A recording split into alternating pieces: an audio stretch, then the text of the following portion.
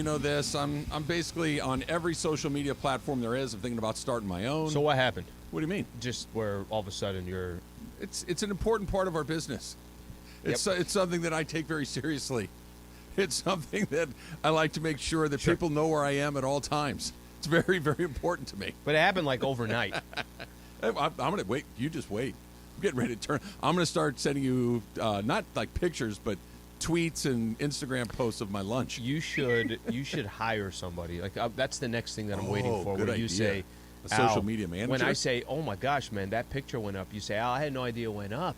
When you have a team of social media people, you have your own team. How many do we staff here at 710? Good, half dozen. Okay, half dozen. What if you have 9 people? You have 9 of your own. I could put them under all on the payroll. Yeah.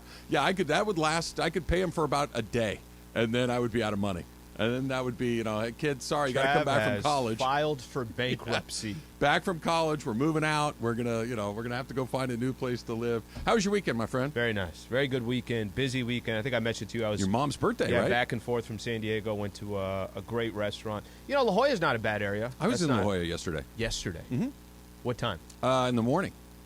Right. Well, does the campus of UC San Diego count as La Jolla? Definitely. Then that's where I was. UCSD. We probably drove by each other.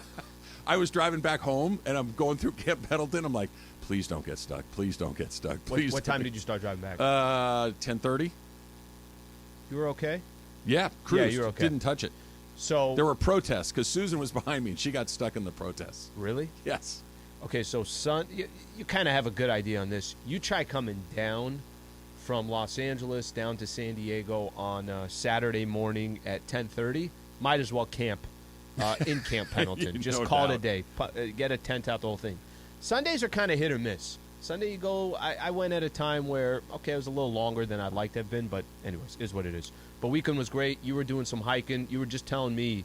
I like how your hike went from, I want some activity. Uh-huh. Want to get the heart pumping. It definitely did that. I want to burn some calories. Definitely did that. I want my legs to be sore because I refuse. Definitely did that. Refuse to stretch. You still haven't. And then I want to go grab some beers. Oh, we did that too. Yeah, that's and a some game chips plan. and salsa too. Took a selfie. I took a selfie. It was a look. What did you? Was it last weekend, Em, where you had your perfect weekend? Yes, it was last weekend. I didn't have a perfect weekend, but I had a very, very good Pretty one. damn close. A very, very good one. There was nothing but activity. So went out with Susan on Friday night. We went to our spot. We had dinner. It was a very nice night. The next morning, Saturday morning, got up, went for the hike. It was a friend of ours' 50th birthday. There was a group of maybe 35 or 40 of us. Damn. That went on this. It was awesome. I'll be honest. Yeah. I was a little bit skeptical going into this thing, thinking, all right, I'm not the world's most enthusiastic hiker. It could not have been more fun. I loved everything about it. How did it become fun for you? What because was I liked everybody there. It was a really nice group of people. I got to talk to people I don't talk to a whole bunch. I got to enjoy their company. And the destination of the hike after we got to the top, we walked back down again to a bar in Laguna and drank beers and ate chips and salsa. It was every hike should have that at the end. It was terrific. I was going to say, I think that has a lot to do with when you say you enjoyed it. It's kind of one of those where... But even during the hike, Al, I was loving it. Well, that's what I was going to say. When you're sitting at home and you're like, okay, I have to go do this, you feel like you have to go do it, until you're actually there and you're like, hey, this isn't too bad. And like you said, probably the motivation was there was don't get me wrong. It was definitely part of it. Then when we're done, Susan and I go home. Then we decided, you know what? Let's go out to lunch. Just the two of us went to lunch. I had some wings, watched the Lakers on TV for a little while. Perfect. Came home. She went out with her friends on Saturday night. Home alone on Saturday night. Glorious. Loved every moment of that. I thought that might be one of those you're not sure what to do. No, for a few hours. She didn't come home in a little bit. It wasn't like it was just a few. Michael and I watched the Bad News Bears, the original. Okay. It was a great time. And then Sunday morning, got up, went to San Diego, watched Kelly play volleyball for an hour and a half or so, drove back up, met my buddies for some pizza and beer. Then we jumped in the Silverado. We came up to the Coliseum, watched the Clash at the Coliseum last night. Perfect weekend. It was awesome. It's a perfect weekend. Drank a bunch. Not Pitbull, but Cypress Hill and Wiz Khalifa were. It was great. I'm surprised you know that. It was great, and I enjoyed it. I even knew most of the songs. I'm not going to lie and say I knew them all, but I knew most of them. That's amazing. Then you're a new man. Home. It was so great. My question for you is, what motivated the hike selfie? Because the hike selfie itself was you were by the picture is just Travis. Yes. You said you went on this hike with 35 people. Why did you add a friend there? Add Susan in the picture. I'm about me.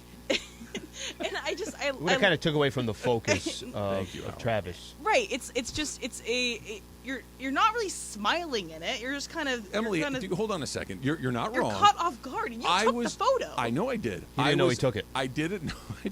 I wanted a picture that was reflective of the amount of cardiovascular distress I was in when I took it. It's a mouth wide open. So I was breathing, because this is at the very summit of where we were going, right? I was breathing, get about halfway up this hill, and I'm like, oh, this isn't so bad.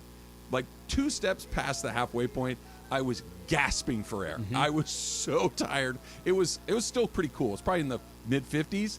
By the time we got to the top of this hill, I was covered in sweat. Just covered in sweat. So I wanted a picture reflective of that, and I have my image to uphold as the selfie taker that I am. Sure. So it was terrific. You should get one of those shirts that said, "I climbed Mount Everest." You should just have all these. Just start wearing all these shirts, just because you basically did it. Only question I had is, I wish at some point you had chips and salsa on your way up. Well, there wasn't a lot while of you're going up, be like, down. "Give me just a second, guys. Let me catch my breath." And you have some chips and salsa. So we finally get to the bar in Laguna, kind of bar/restaurant place, and the birthday woman's husband was treating everybody there. And again, there's like 40 of us there, right? So the beers are flowing around. They got all these different taps. It was really wonderful. The first beer, like, again, I'm still panting. I'm still deeply out of breath by the time we get there. Get through like half of it. I'm like, I don't think I can have another beer. Ended up having probably 4 or 5 more. That's a good day. I muscled through it and got it done. Great day. You worked off half a beer. Maybe a third. I also back to the photos. You took 3 different pictures of essentially the same view too. Nope, wrong. You should go to the same one. Like it's just like you're like, okay, to the left, chick chick, and then middle, chick chick, and then left. That's what I did. You should have just done one. No. That's how you do their Instagram, That's how Travis. you do Instagram. You do a selfie. Your hand just moved like this. And then you take a picture of the group. It was literally south, directly west out of the ocean, and then north towards Long Beach. Got 3 of them. Also, you could take a video and you have you're breathing really heavy, like. But no, I was like, do a group picture, do a Susan picture. Like, I thought some you video. could have elevated this. Shaking. It was about like that. Guys, why are we so high? It was great. And then the Clash picture too. Yeah. You got your buddy. That was a better one because it's you and the buddies. Well, it's not somebody just else you took solo. that. See, exactly. He was on the end of that one. Come on, Trav. My buddy Brad took that one. Well, shout out to Brad. It's a good group photo. Emily, I know you want it to be a perfect picture. I think you. Let's not strive for a perfect We picture. can If try Trav for- is out there on a hike, I think try that's for kind of improvement. part of the allure. I might Okay. go again today. Why are you looking at me like that? Because I'm trying to think to myself, for how sore you told me you are, Gosh. I don't see it happening. It could happen. You know where I park my car every day? Yeah. Right? Okay, so that walk from there to the elevator was that 50 yards? Yeah. You took a golf cart. I saw you in a It took cart. about 2 minutes to get about 50 yards. It was You know a what'd be nice awesome long walk. is if you took one of those carts and you're laying down, but you give the thumbs up to all the people in the parking lot that you're okay. You're okay. This is a pretty good idea. Should have waited around They for have somebody. to go up the Mind if I ramp. hop They go on? up the ramp, Outside, back around Yard House. It's a good And idea. Travis has his Hadn't thought of thumb that. up the entire time. Like, what is he doing? Can I make? If you think NASCAR is listening to us this morning, because I have one quick suggestion. We either need fewer cars on the track for that event, or we need to, when guys spin out, we're just going to leave them out there, and guys need to race around them, because the second half of that race took a long time. How many times did it stop? It stopped every 3 or 4 laps in the. It was really, because guys kept spinning out, and they're not like these fiery explosions. They're just spin outs. Sure. And they have to stop because the track's only like 2 cars wide. There's nowhere to go. The second half of the race was a little slow. That being said, it's the second year in a row I've gone to the Clash at the Coliseum. It's fantastic. It's awesome. Al. It is, and I'm not like a race guy. No, you don't certainly not need to be, stock right? cars. It's awesome. I had a fantastic time. And Emily, I don't know if you saw that, I did another video from the Clash at the Coliseum. I did see it. See? I thought you were there. going to say. I thought you were going to say that how often it stopped was basically the last 5 minutes of every NBA game. No. Where they just stop everything. It would be like... Hey, let's stop any momentum, guys. Let the crowd starting to get excited. Let's go replay another play. So Wiz Khalifa finishes his halftime show. Yep. And great show.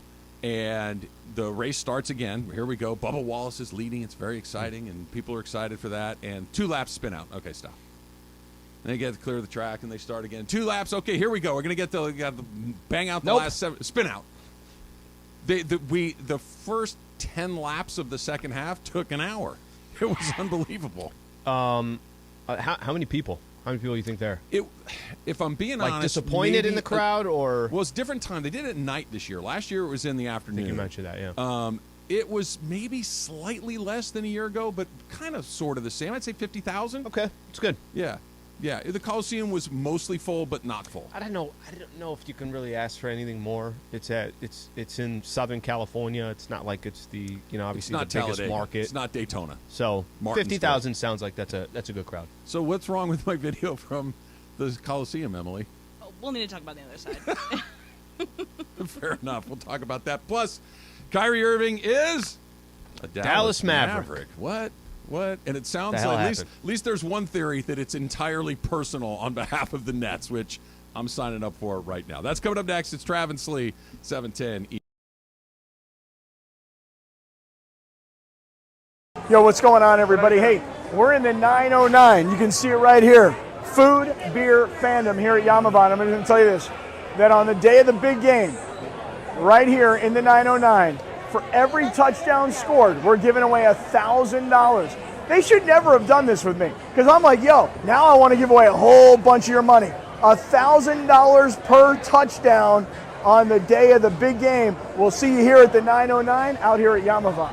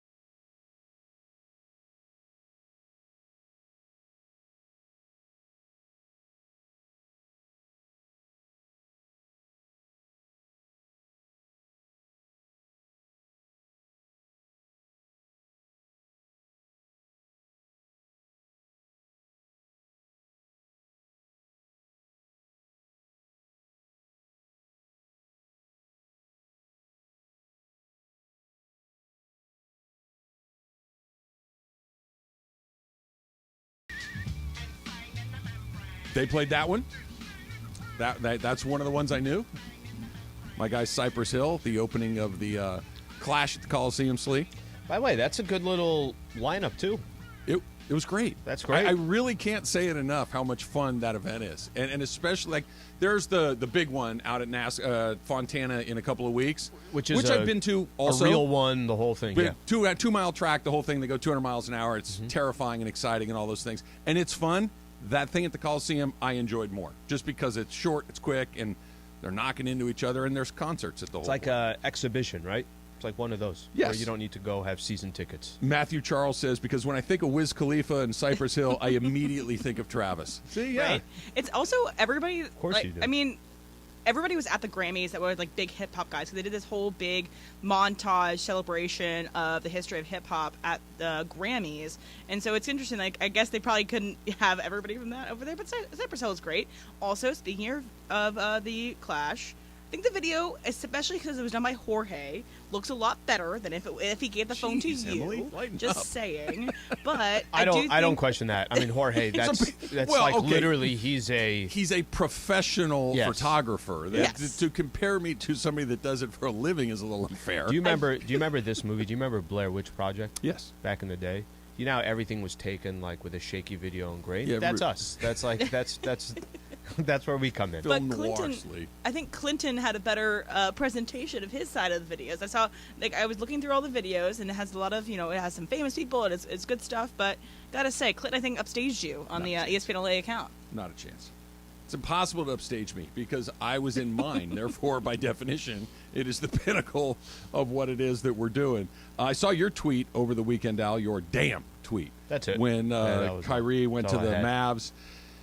So, look, there's a million different things that we can talk about with this. I think the first one is the Lakers made the offer. They made the offer of Russell Westbrook and the 2 firsts, and the Nets chose the other offer, which was a first, 2 seconds, and 2 decent NBA players. They'll start for the Nets. They'll start, and the Nets remain competitive. The Nets will remain a team in the Eastern Conference that could be quasi-dangerous. You got Kevin Durant.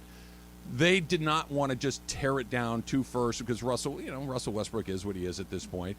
Was it that they decided we like the Mavericks package better than the Laker package? Yeah. Or Joe Tsai saying, Kyrie Irving has been yanking my chain for 5 years. I am never going to give that guy what he wants. So, a couple things here real quick. From a Laker perspective, it takes 2 to tango. So those who are upset at Rob Pelinka and the Lakers, I got to be honest, I don't really understand what you're upset at Rob Pelinka for. You said it best right there. This was not coming down to, hey, it's either the Lakers are going to give me the best offer, the Suns are going to give me the best offer, the Mavs are going to give me the best offer. Where can I send Kyrie Irving where I believe he does not want to go? Right. Where can I send Kyrie Irving where I think is not his top choice? Or where can I send Kyrie where I think he's got the least chance of representing the Western Conference in the NBA Finals? And I think of those 3 teams, I do think it's Dallas. So I think I think that portion of it is most important to me. As far as what the Brooklyn Nets goal is, that's a better deal for the Brooklyn Nets. So I think people have to understand this. The Nets are not, it's so often, and I get it. We get in our own world. Friday we are doing this. Hey, you know what? I think Kyrie's probably going to be a Los Angeles Laker. The Brooklyn Nets don't want to say, if Kyrie would have said right out the gate, man, I just want to play with Luka. Please let me just play with Luka. He'd be in Phoenix. He'd probably be Phoenix. In LA or Phoenix. No, not LA. He'd be in Phoenix. Never. He was never coming here if Joe Tsai. If he tried throwing a curveball and LeBron had come out on Friday and said, I don't want to play with Kyrie, maybe then the Lakers would have got him. But I think that to me, no question about it, was the right thing to do for the Brooklyn Nets. Listen, they've had in the past, what do you want to call it? I really genuinely, is it the past like 12 months or something like that? James Harden's gone. Yep. Kyrie's gone. KD requested a trade in the offseason. Might do it again before Thursday. Could do it again before the offseason. So what they're thinking in their mind, those 2 draft picks in 2027, 2029, that doesn't mean anything to them. Russ coming to play with KD, that ain't happening. No. They would have to get a 3rd team, and now it gets a little bit more complicated. I think them sending him to the Dallas Mavericks is really not a surprise or a shock. And Laker fans who are upset, what do you want Pelinka to do? You have to have another side that's willing to negotiate with you. Yeah, it was not the Lakers didn't sweeten the offer to the Nets' liking. The Nets chose to go in a different direction. That they offered what they had to offer. I know that there were rumors about they wanted to throw in, Austin Reeves, Max Christie. And do you even know what the details of that was? That was the Nets telling the Lakers, we're not telling you we'll take that deal. We're telling you to start a conversation with us. That has to be the conversation. Yeah, they're basically saying we're not doing a deal with you. Look, I know this is a cliche, but sometimes the best deals you make are the ones that you don't make. And this may be one of those things. I wanted the Lakers to do it because I think it would have been interesting in every possible way. It would have been interesting that they were good because they got a really good player. It would have been interesting to see how those three guys play together. It would have been interesting to see what he does when the glow of the new team starts to wear off and he becomes Kyrie Irving all over again. It would have been interesting. That being said, I'm not entirely sure that, maybe not in the short term, but in the long term, if this isn't in the Lakers' best interest, that deal didn't go through. I know they tried to do it, and I'm not criticizing them for trying to do it, but this could be one of those things that, thank goodness we didn't get in the Kyrie business, because I want to read this for you. This is from right before he went to Brooklyn. This is the dream that I want to fulfill. Home is where my heart is. Home is where I want my legacy to continue, and I'm happy to be in Brooklyn. That's Kyrie Irving. Have been told that Kyrie is ecstatic about the trade, looking forward to playing for Brad Stevens, and understands the Celtics tradition. Kyrie Irving is said to be ecstatic about the trade to the Dallas Mavericks and looking forward to joining forces with Luka Doncic. Stop me if you see a pattern here. He's ecstatic to go there, and then he gets there, and Kyrie Irving's it. And he's going to do it in Dallas. He would have done it here in Los Angeles. And the question is, what do you get out of him before he does it? Celtics got nothing. Mm-hmm. The Nets got nothing. Maybe the Dallas Mavericks get nothing. The Lakers could have gotten nothing. It's really hard to prove a negative, but I'm not entirely sure that at the end of the day, this isn't a break for the Lakers, that they got a little bit lucky to avoid having Kyrie on that team. So if, hypothetically, to play out what you just said, if it did happen, and let's say the Nets said, you know what, those 2 first-rounders and Russ, this is worth it for us, and they got a third team of all blah, blah, blah, Kyrie's with the Lakers. Mm-hmm. I still think it was worth the risk. I still think that the position – remember, this is exclusive to the Lakers' position. This is not, hey, you have a really you have a team that's got great chemistry. You have a team that's 7, 8, 9 games over 500. You have a team that you just feel like you got the right role players, all that. This is exclusive to the Lakers. Exclusive to the Lakers means Bron's in his 20th season. AD just came back from an injury. The Lakers are 13th in the West. Still. They give up 131 points to the Pelicans on Saturday. They give up 70 in the first half to a team without Zion. Yeah. It's also a team that's kind of, they could so easily not make the play-in tournament. Sure. Even if AD plays the entire final 28 games of the season.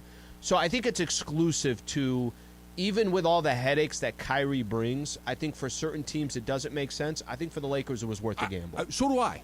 But I want to be clear. So do I, but it also does not guarantee you anything had you got it done. And the potential risk is significant because of who he is and because of the trade. He's going to do something. It's just a matter of when and what. It could be tomorrow. It could be 6 weeks from now. It could be in the summer. It could be a year from now. But he's gonna, because makes you think this is what he does. And the question that I think is interesting for the Lakers and the Mavs probably have a better answer to this question than the Lakers might have, is does it make you the team to beat? I think it takes Dallas from kind of one of those teams that's in the middle of the pack, right? They're all kind of in the middle of the pack, and puts them near the top. I don't know if it puts them at the top, but it puts them near the top. The Lakers are not in the middle of the pack. They're at the bottom of the pack. Had they done it, does it put them in the middle? For sure. Does it get them closer to the top? Almost certainly yes, but I don't know if it guarantees you anything beyond a playoff appearance. And that's a real risk. The Mavericks already have a guy and in a position and a mix that has proven that at least they win more than they lose, right? The Lakers don't. And they're in a little different spot. And if you're going to spend that kind of capital, players, draft picks, money, I'd like a little bit more than, well, at least we're not going to be in 13th place anymore. I'd like a slightly better guarantee than that. So this is where I'd hit back on. I think most people would have made, if Kyrie ended up with the Lakers, it wasn't going to be about making the playoffs. It wasn't going to be about getting in the squeezing in or anything along those lines. I think they would be one of the favorites to come out of the Western Conference. I do believe that. I think there's enough there. I think Bron and AD healthy. I'm not trying to be a wise guy Kyrie, when the I say wild this. card. I get that. How many times do you think the Brooklyn Nets thought they were the favorite in the Eastern Conference with Kyrie Irving? So every year, here's the difference. And they never were. You're right. I think they only won one playoff round. They won 7 playoff games total in one round. Here's the difference. The difference is AD and Bron have won a championship together, and I think KD, James Harden, Kyrie was this, and now Ben Simmons there. You're literally talking about players that are either not in shape, don't want to play, don't show up to work. Don't like basketball. Don't like basketball. The combination of players. KD was the only one that you were looking at saying, man, this guy's the most stable by far out of everybody. He's a professional. He's an adult. Mm-hmm. He likes basketball. He cares about winning. He's trying. Like he didn't eat himself to a new team. Like he's the one. But even he is sure. I don't want to say unpredictable because he's not, but he's emotional. Yeah, I think that's probably a good word. That he's emotional, and but he always gives those other guys no. And when you have guys like that, they tend to infect other people. Kyrie would have infected. I know LeBron could kind of keep a lid on it to a point. Yep. But I don't think he could keep a lid on it to where Kyrie isn't going to Kyrie. So this is what I'm curious about, is the trade didn't happen. So all weekend we're speculating, could it happen, could it not happen? Russ's name obviously being thrown around for the last 48 hours like it's nothing. Russ. Point. Okay. The trade deadline's coming up on Thursday. Mm-hmm. And I'm curious to ask you this, and Laker fans, you could weigh in as well, but how much pressure is there now to do something? Yeah. Right? That Bron's tweet we can analyze as much as we want. We could do that. You got Russ. The Lakers have a game coming up tomorrow, and Russ is just supposed to hey, everything's cool, everything's good, let's go, let's this, let's that. And I know it's not the first time Russ's name has been out there, but it is the day after or 2 days later, and Russ is there. I think you have a fan base that thought for a quick second, hey, we're going to go make a deal. I wonder how much pressure right now is on Pelinka to do something. And also on the side here, they're still 4 games below 500. So you might have to do something that has nothing to do with what you just did over the last 48 hours. It might just have something to do with, I don't know if they're going to make the playoffs. I like everything you said. I want to take calls from Laker fans. 877-710-ESPN. What do you think of the missed opportunity? Where do you go from here? And to your point, Slee, what is Russell Westbrook's response to being in the trade rumors all over again? And then lastly, they're still in 13th place. Another week has gone off the calendar, and they're still in 13th place. So what do you do from here? That's all coming up. It's Trav and Slee, 710. Yo, what's going on, everybody? Hey, we're in the 909. You can see it right here. Food, beer, fandom here at Yamavan. I'm going to tell you this, that on the day of the big game, right here in the 909, for every touchdown scored, we're giving away $1,000. They should never have done this with me, because I'm like, yo, now I want to give away a whole bunch of your money. $1,000 per touchdown on the day of the big game. We'll see you here at the 909 out here at Yamavan.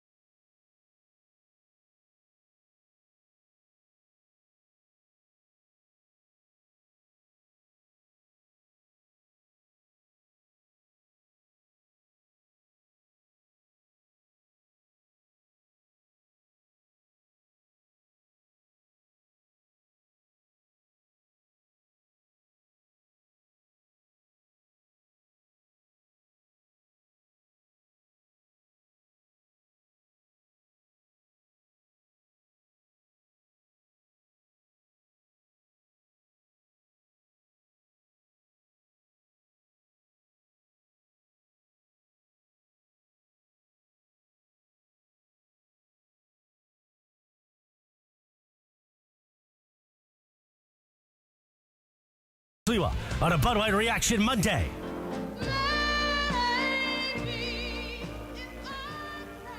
Take your phone calls coming up here in just 1 second. I know we were talking to you, me, and Greg and Carlo a little bit before the show, and hearing Chris talk about a Bud Light Reaction Monday.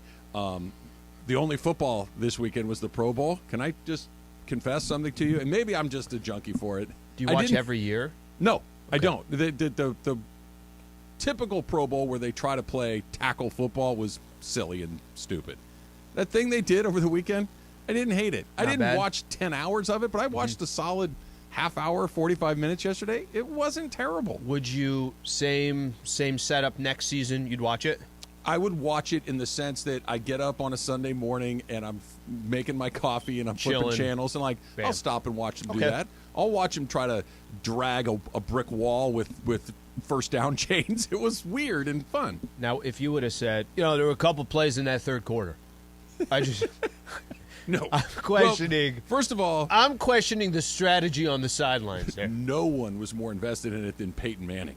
He was coaching his team like it was the Super Bowl, and not in a wink, like kind of cheeky, hey, I know this is an important way, as in a I want to win this game for my legacy kind of way. It was pretty great. I will be remembered this way. Who won? The NFC won. Okay. Yeah, I had to think about it. The blue team, and I did the NFC. Ultimately came back. This is interesting, Al. So obviously on Friday, you and I are sitting in here. The news breaks that Kyrie Irving wants a trade from Brooklyn. Mm-hmm. And Laker fans, I don't want to say unanimously, but certainly overwhelmingly were in support of the idea of bringing him in. 80% easy. At least 80. Mm-hmm. I think that's probably on the lower side. Now I'm looking at the phone calls and it's like, oh, we got lucky. Which one is it, Laker fans? Are you happy that you missed out, or are you like they should have thrown in the crypto.com to get this thing done and played at, Arcadia High School for the rest of the season? Let's go to Irvine and Kennedy. Kennedy, you're on with Trav and Slee. What's up? Hey, guys. My take is we definitely dodged a bullet on Irving trade. I never liked it. Even let's just say remove Irving as the guy that comes back. Even Levine, I didn't like that. I just don't think that the 3-star team works. I think we need bench players. I think we need depth. That's where we need to focus on, not a 3-star team. I appreciate you calling in. So I'm gonna go off of this, and I think this is kind of the best analogy that I have for the Lakers right now. Trav, you've played poker before, right? Sure. Okay, so let's just say you have, you've heard the term pot committed. Sure. I already got 80% of my chips sitting at the center. Yeah. And this guy went all in, and I have 20% left. I'm supposed to fold and give this guy the entire hand. Now, I know you got to worry about your hand and everything else, but then I shouldn't have made 3 or 4 bets to get to 80% committed unless I felt good about my hand. And I'm going to use that as an example because they went out, a week and a half ago and got Rui Hachimura. When we talk about the Lakers need more depth and role players, maybe they'd still end up going out and making a deal where they bring in some role players, and that's fine if they feel like there's better role players out there, whatever the case is. I will just tell you as somebody who watched the Lakers go on this road trip, they went 2-3. They beat Indiana by 1 point, and the biggest lead the Lakers had the whole game was 2, and it was at the final 2 minutes of the game. Mm-hmm. Could have easily lost that game. Sure. We talked about the Knicks game where the Knicks kind of blew it. Okay, Knicks get the ball to Julius Randle. Lakers win in overtime.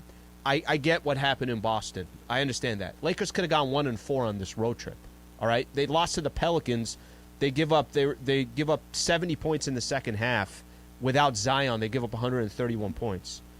I'm not telling you that to improve this team that, hey, it might be a better strategy to grab this guy, that guy, whatever the case is.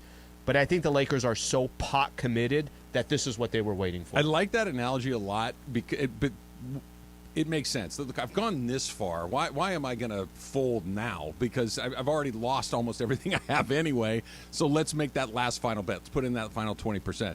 But you also said that you have to feel good about your hand, right? You have to at least think you have a chance to win the hand, or now you're just throwing good money after bad. Mm-hmm. Like, if I really don't think I have a chance to win the hand no matter what I do, then I get out. Then keep the 20%. Mm-hmm. You're just going to light it on fire at that point.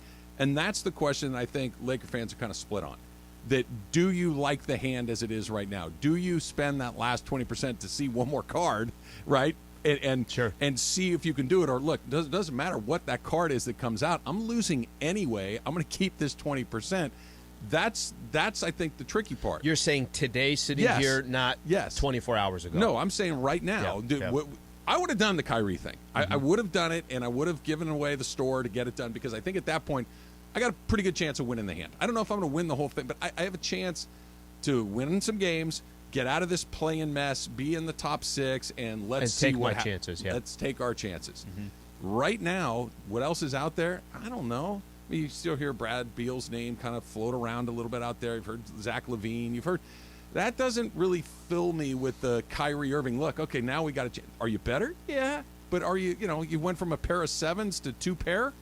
That doesn't fill me with enthusiasm. And for my last 20%, that's where I think they are right now. That's what Rob Pelinka is trying to figure out. That do I have a chance to win or not, or am I just going to burn this for no good reason? So I really truly believe this, and we'll see if by Thursday comes around if something else changes. I think the strategy Pelinka had before, where I'm not giving up these 2 draft picks unless I get an opportunity to go get an all-star caliber player, I think that's going to stick. I think if by the time Thursday rolls around and if Russ is still on this team and those 2 picks are still in the Lakers' hands, it's because they did not have a player that they thought they could go all in for, that Kyrie was the one. Now, if they do a smaller deal and one of those picks is gone, maybe that can happen. But I'm really curious, if you're Russell Westbrook right now, what that dynamic is going to be like between now and the rest of the season if he stays on this team. Riverside is the next stop. Anthony in Riverside. Anthony, you're on with Trav and Slee. Hi, guys. As a hardcore Lakers fan, casual NBA fan, it kind of felt like the Kyrie deal was a pipe dream from the get-go. It just didn't feel right. On the other hand, with the Lakers, what happened in Boston, the games are so close. It's like, what are you guys doing? Like, you guys play good for, like, three quarters, 3.5 quarters. It's like something's there. I can't pinpoint it, but it has to get better. I hope we get past the playoff, the play-in game. The whole Russell being in trade talks, it feels like Pau Gasol, when he was included in those trade talks, how it just faltered at the end. I don't want to see that. I have faith in this team. I have faith in the coaching staff, front office. They get something done, and it has to benefit us going forward from here on out. Thanks, Anthony. Appreciate it. Yeah, I think some of the faith that he has, I have a curiosity. I will tell you this: towards the end of games, they're still having. I mean, I don't. The Lakers didn't make. If I know we're trying to talk about like kind of the big picture, but the small picture, they should have more wins, and they don't. Oh, sure. And that small picture, I'll use the Pelicans game as an example. You didn't use Rui the entire fourth quarter, the dude that you just traded for. Mm-hmm. Russ, you obviously using him. They're using him very sparingly when it comes to end of games.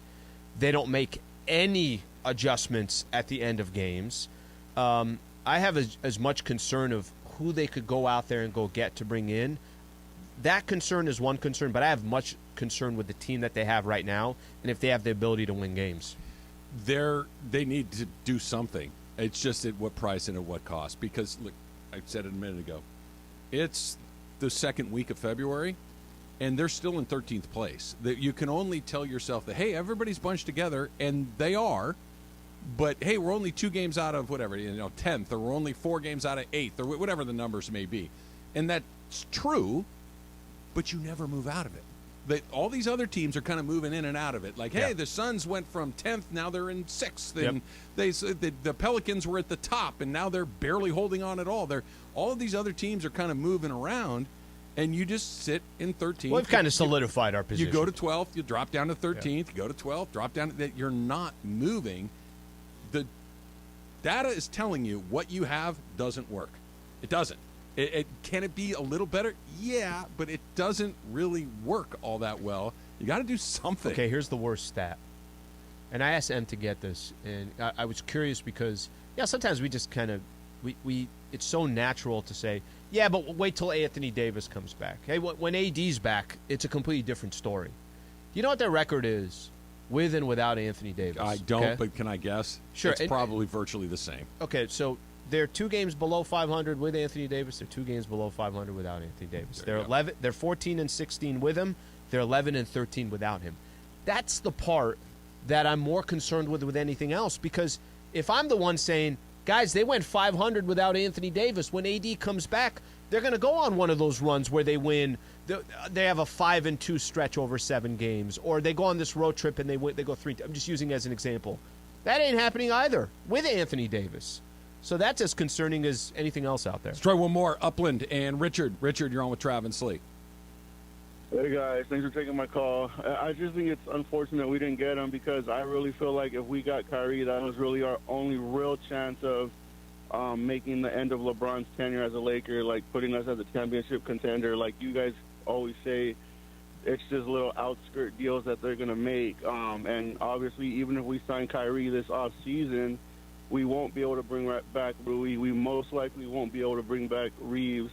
So they should have just, obviously Joe didn't want to trade him over, but it's just I don't see us competing for a championship without making this move.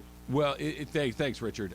He said something, Slee, that really kind of hit me. And he added something that I don't agree with, but the Irving deal felt like a chance.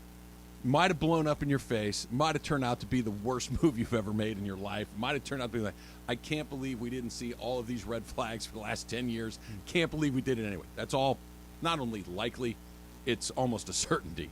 But it gave you a chance to maybe make a run. Yeah. It gave you a chance to say, you know what? I get it. This whole house may burn to the ground because of him, but we also have a chance to win another championship with LeBron and AD. Let's do it. I get it. I get it. I don't think that it's the last chance they have to win something with LeBron. I think that, this stuff changes really fast, and every season is different than the last season. But for this season, that felt like, for at least 2 days, the window was open, like, we can get that done. We're right back into it. And now that it didn't happen, now that he's in Dallas, it feels like it's now something weird's got to happen. Now something that we haven't seen, AD staying healthy for a long period of time and playing at a super high level. LeBron James just being, as good as he's been, he's going to have to be a little bit better over the next 2-3 months. Feels unlikely. Feels very unlikely. It feels very unlikely, but that for that 2 days, you're like, that's the chance. Hey, Taylor, what's it like being 6 games over 500? What does that feel like? What are those nights like when you put your head down? How the tables have turned. Yeah, it's unbelievable. He stays quiet, but I see his eyes. He looks at me. He's enjoying it. Yeah, he's just sitting back there. Kings got blown out last night, so I'm not. Third place? Yeah, still in third. Yeah, there you are. It looks the NBA. You're going to lose a few. Good feeling. Lost 2 in a row, actually. I mean, there. Uh-oh. Time to fire Mike Brown. Time to move on to another guy. By the way, if Mike Brown got fired, he'd get hired again somewhere else. I've never seen somebody coach so many. He's in the rotation. Him and Alvin Gentry have coached every team. Who was the bald-headed guy? Mike Woodson. He coached every team, too. George Karl back in the days. Karl coached a lot of them. Karl was everywhere. Yeah, no, there's like 8 or 10 of them that have coached every team. Was Adelman like that, too? Rick Adelman coached a few. If you get in that rotation, you're good. You might have to spend a year or two as an assistant. Be a good guy. And then here's another couple mil. Good with the media and know how to talk to owners. It's a good gig if you can get it, for sure. 877-710-ESPN if you want to do an Ask Slee on the phone, because that's what we're doing next. It's Trav and Slee, 7. Hey, Laker fans, John Ireland here. Have you downloaded the new ESPN LA app? You got to get this thing. It's great. You can get Travis and Sliwa, Mason and Ireland, Sedano and Cap, and all of our Lakers talk with Slee right in the palm of your hand. You're just one tap away from everything Lakers. You could even win Lakers tickets. React to the Lakers on ESPN LA app. Download the new ESPN LA app in the App Store or on Google Play. Yo, what's going on, everybody? Hey, we're in the 909. You can see it right here. Food, beer, fandom here at Yamavan. I'm going to tell you this, that on the day of the big game, right here in the 909, for every touchdown scored, we're giving away $1,000. They should never have done this with me, because I'm like, yo, now I want to give away a whole bunch of your money. $1,000 per touchdown on the day of the big game. We'll see you here at the 909 out here at Yamavan.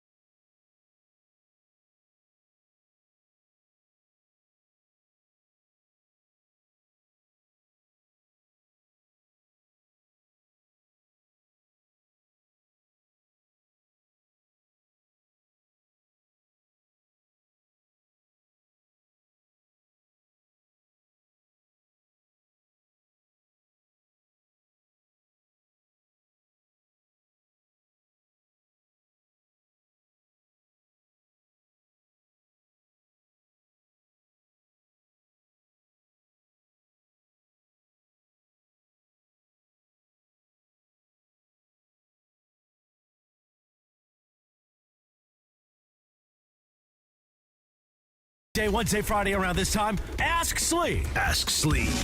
And Ask Slee this morning is presented by Harrah's Resort SoCal. Find your funner state of mind with a visit to Harrah's Resort SoCal. Voted best resort in funner California. From dining to unwinding, you'll find fun around every corner. Learn more at harrahssocal.com. Time for Ask Slee. 877-710-ESPN if you'd like to get in on the phone and do it. We're going to start right here with one of our favorites. TFP says, hashtag Ask Slee, what is more annoying? Fans talking about their team as we or husbands that tell people, quote, we're pregnant? I would go we're pregnant because I definitely throw in we.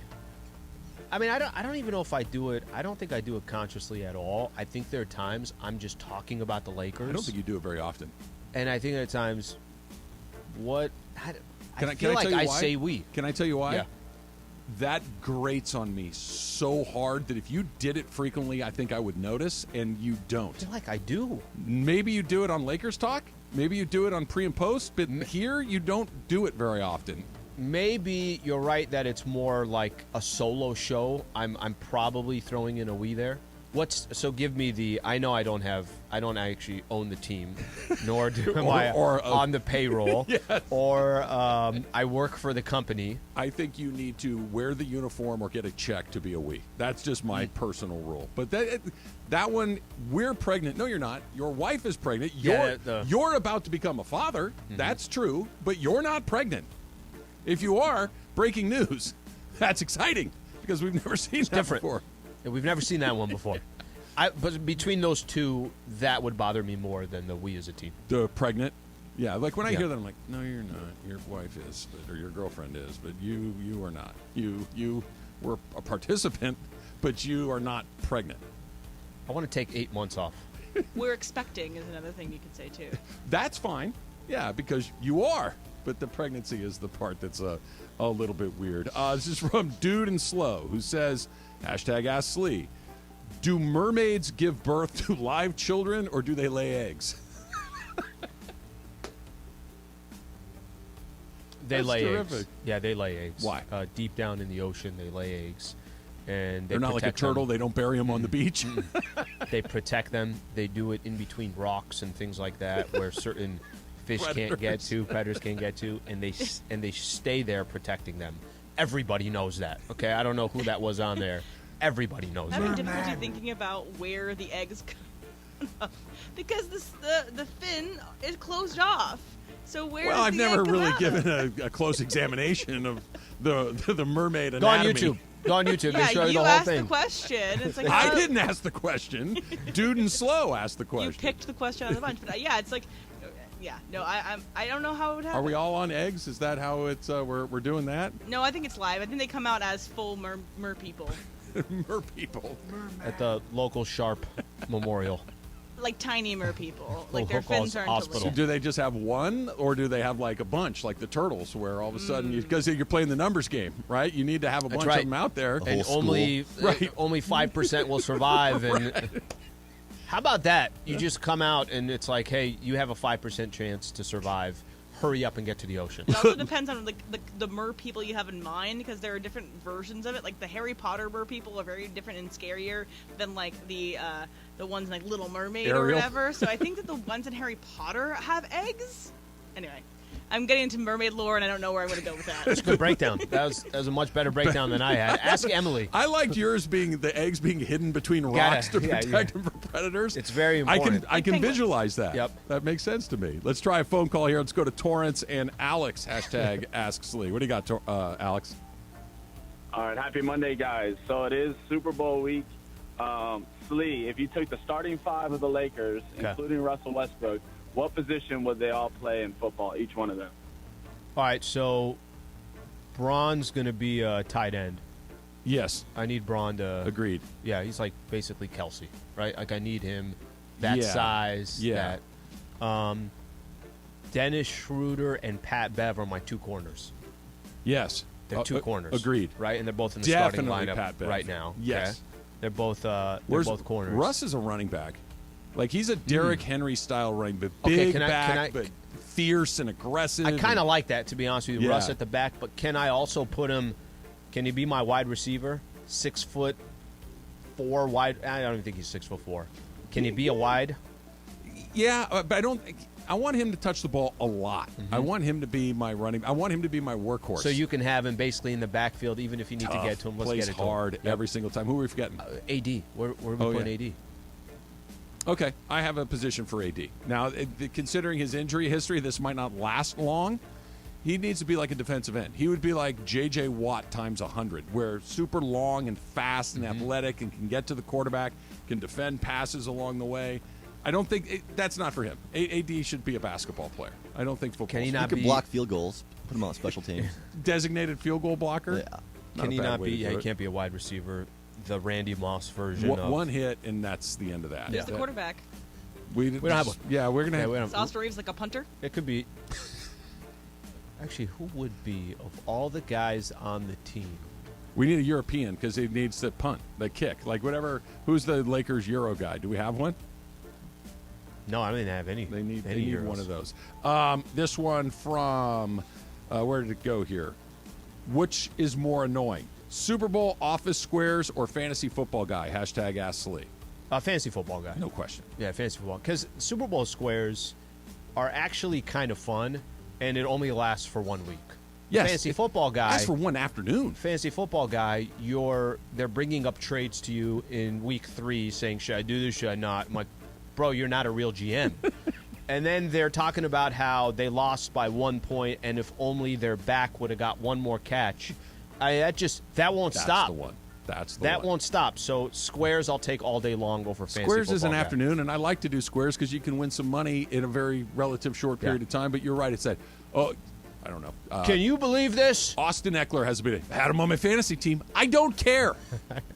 I don't care that Austin Eckler is on your fantasy team. Okay, the only time it's okay to talk fantasy is like Funches and I. Are you in the same league? We're in the same That's league. fine. And we'd face each That's other fine. and we talk about it. Just leave me out of it. But I don't need to go to you and then go to Berg and just be like, well, I played Funches this weekend. You don't want that breakdown, do you? It's a bad deal. Taylor, what do you got for us? Okay, Mr. Sliwa, I have an Ask Slee for you. Okay. It's a very special day today. It's Bob Marley's birthday. So can you tell us about the first time that you heard Bob's music, if you know what I mean? So reggae was later for me. So hip-hop I started listening to first, and reggae probably came mid-20s or so. So I would say Bob Marley first time, it's got to be, I mean, you heard Bob Marley growing up, but for me to actually say, hey, I want to listen to Bob Marley, I want to listen to him on a consistent basis, mid-20s or so, somewhere around there. College dorm? Still hip-hop, some reggae. Yeah, a little bit after that. Believe it or not, a little bit after that. How old would he have been today, Taylor? Do you know? He's born in 45. Oh, so he's 3 years older than me. 77? 8. 78. One more here. This is from Brian, Lakers man 805. You're on vacation, and you decide it's a great idea to walk on a nude beach. Okay. You might like it a little less now. You happen to bump into a group of 5 people you know who are not fully naked. Do you run away in embarrassment or stunt what you got and go up to them and say hi? I would love to just go up, no problem. Ralph, Good to see Jimmy, Patricia, Trav. go up and shake all their hands. But if I see that, it doesn't have to be people I know. If I just see that there's people, I'm going the other way. Running into I'm the going ocean. the other way.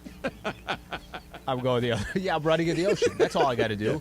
No, that's the move. And then, by the way, that's when they wait. They're like, "Hey, this is a great spot. Put the umbrella down. Open the picnic basket." They're not leaving for a while. They start making sandwiches. Like, I guess I'm gonna have to swim for a while. I wish I was the guy that can sit there and say, "Hey, no problem. Let me say hello to everybody." That ain't happening. You guys enjoying in your afternoon? Where you guys going?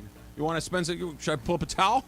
You want to hang out? What's in the bag? You guys got some snacks? No, First of people all, in a locker room like that are even annoying. Yes, the premise of the question, all of that is no. We're going to cover up when it's time to cover up. That's how it's going to be. The Dodgers, yeah, Slee. Finally, it's a big day for you. Finally, big day for a lot of well Dodger done, fans. Dodgers. It's coming up next. It's Trav and Slee, 710. What's going on, everybody? It's Cap. I'm here at the... Yo, what's going on, everybody? Hey, we're in the 909. You can see it right here.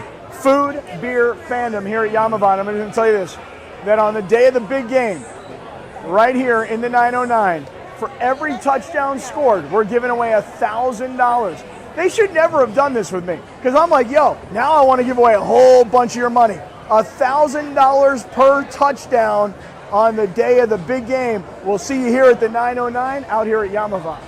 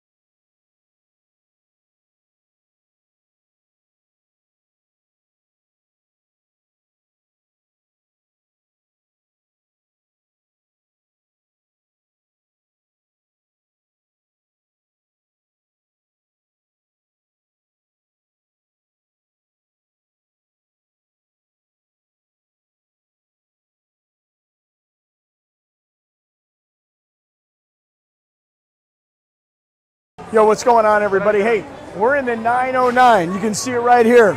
Food, beer, fandom here at Yamavan. I'm going to tell you this, that on the day of the big game, right here in the 909, for every touchdown scored, we're giving away $1,000. They should never have done this with me, because I'm like, yo, now I want to give away a whole bunch of your money. $1,000 per touchdown on the day of the big game. We'll see you here at the 909 out here at Yamavan.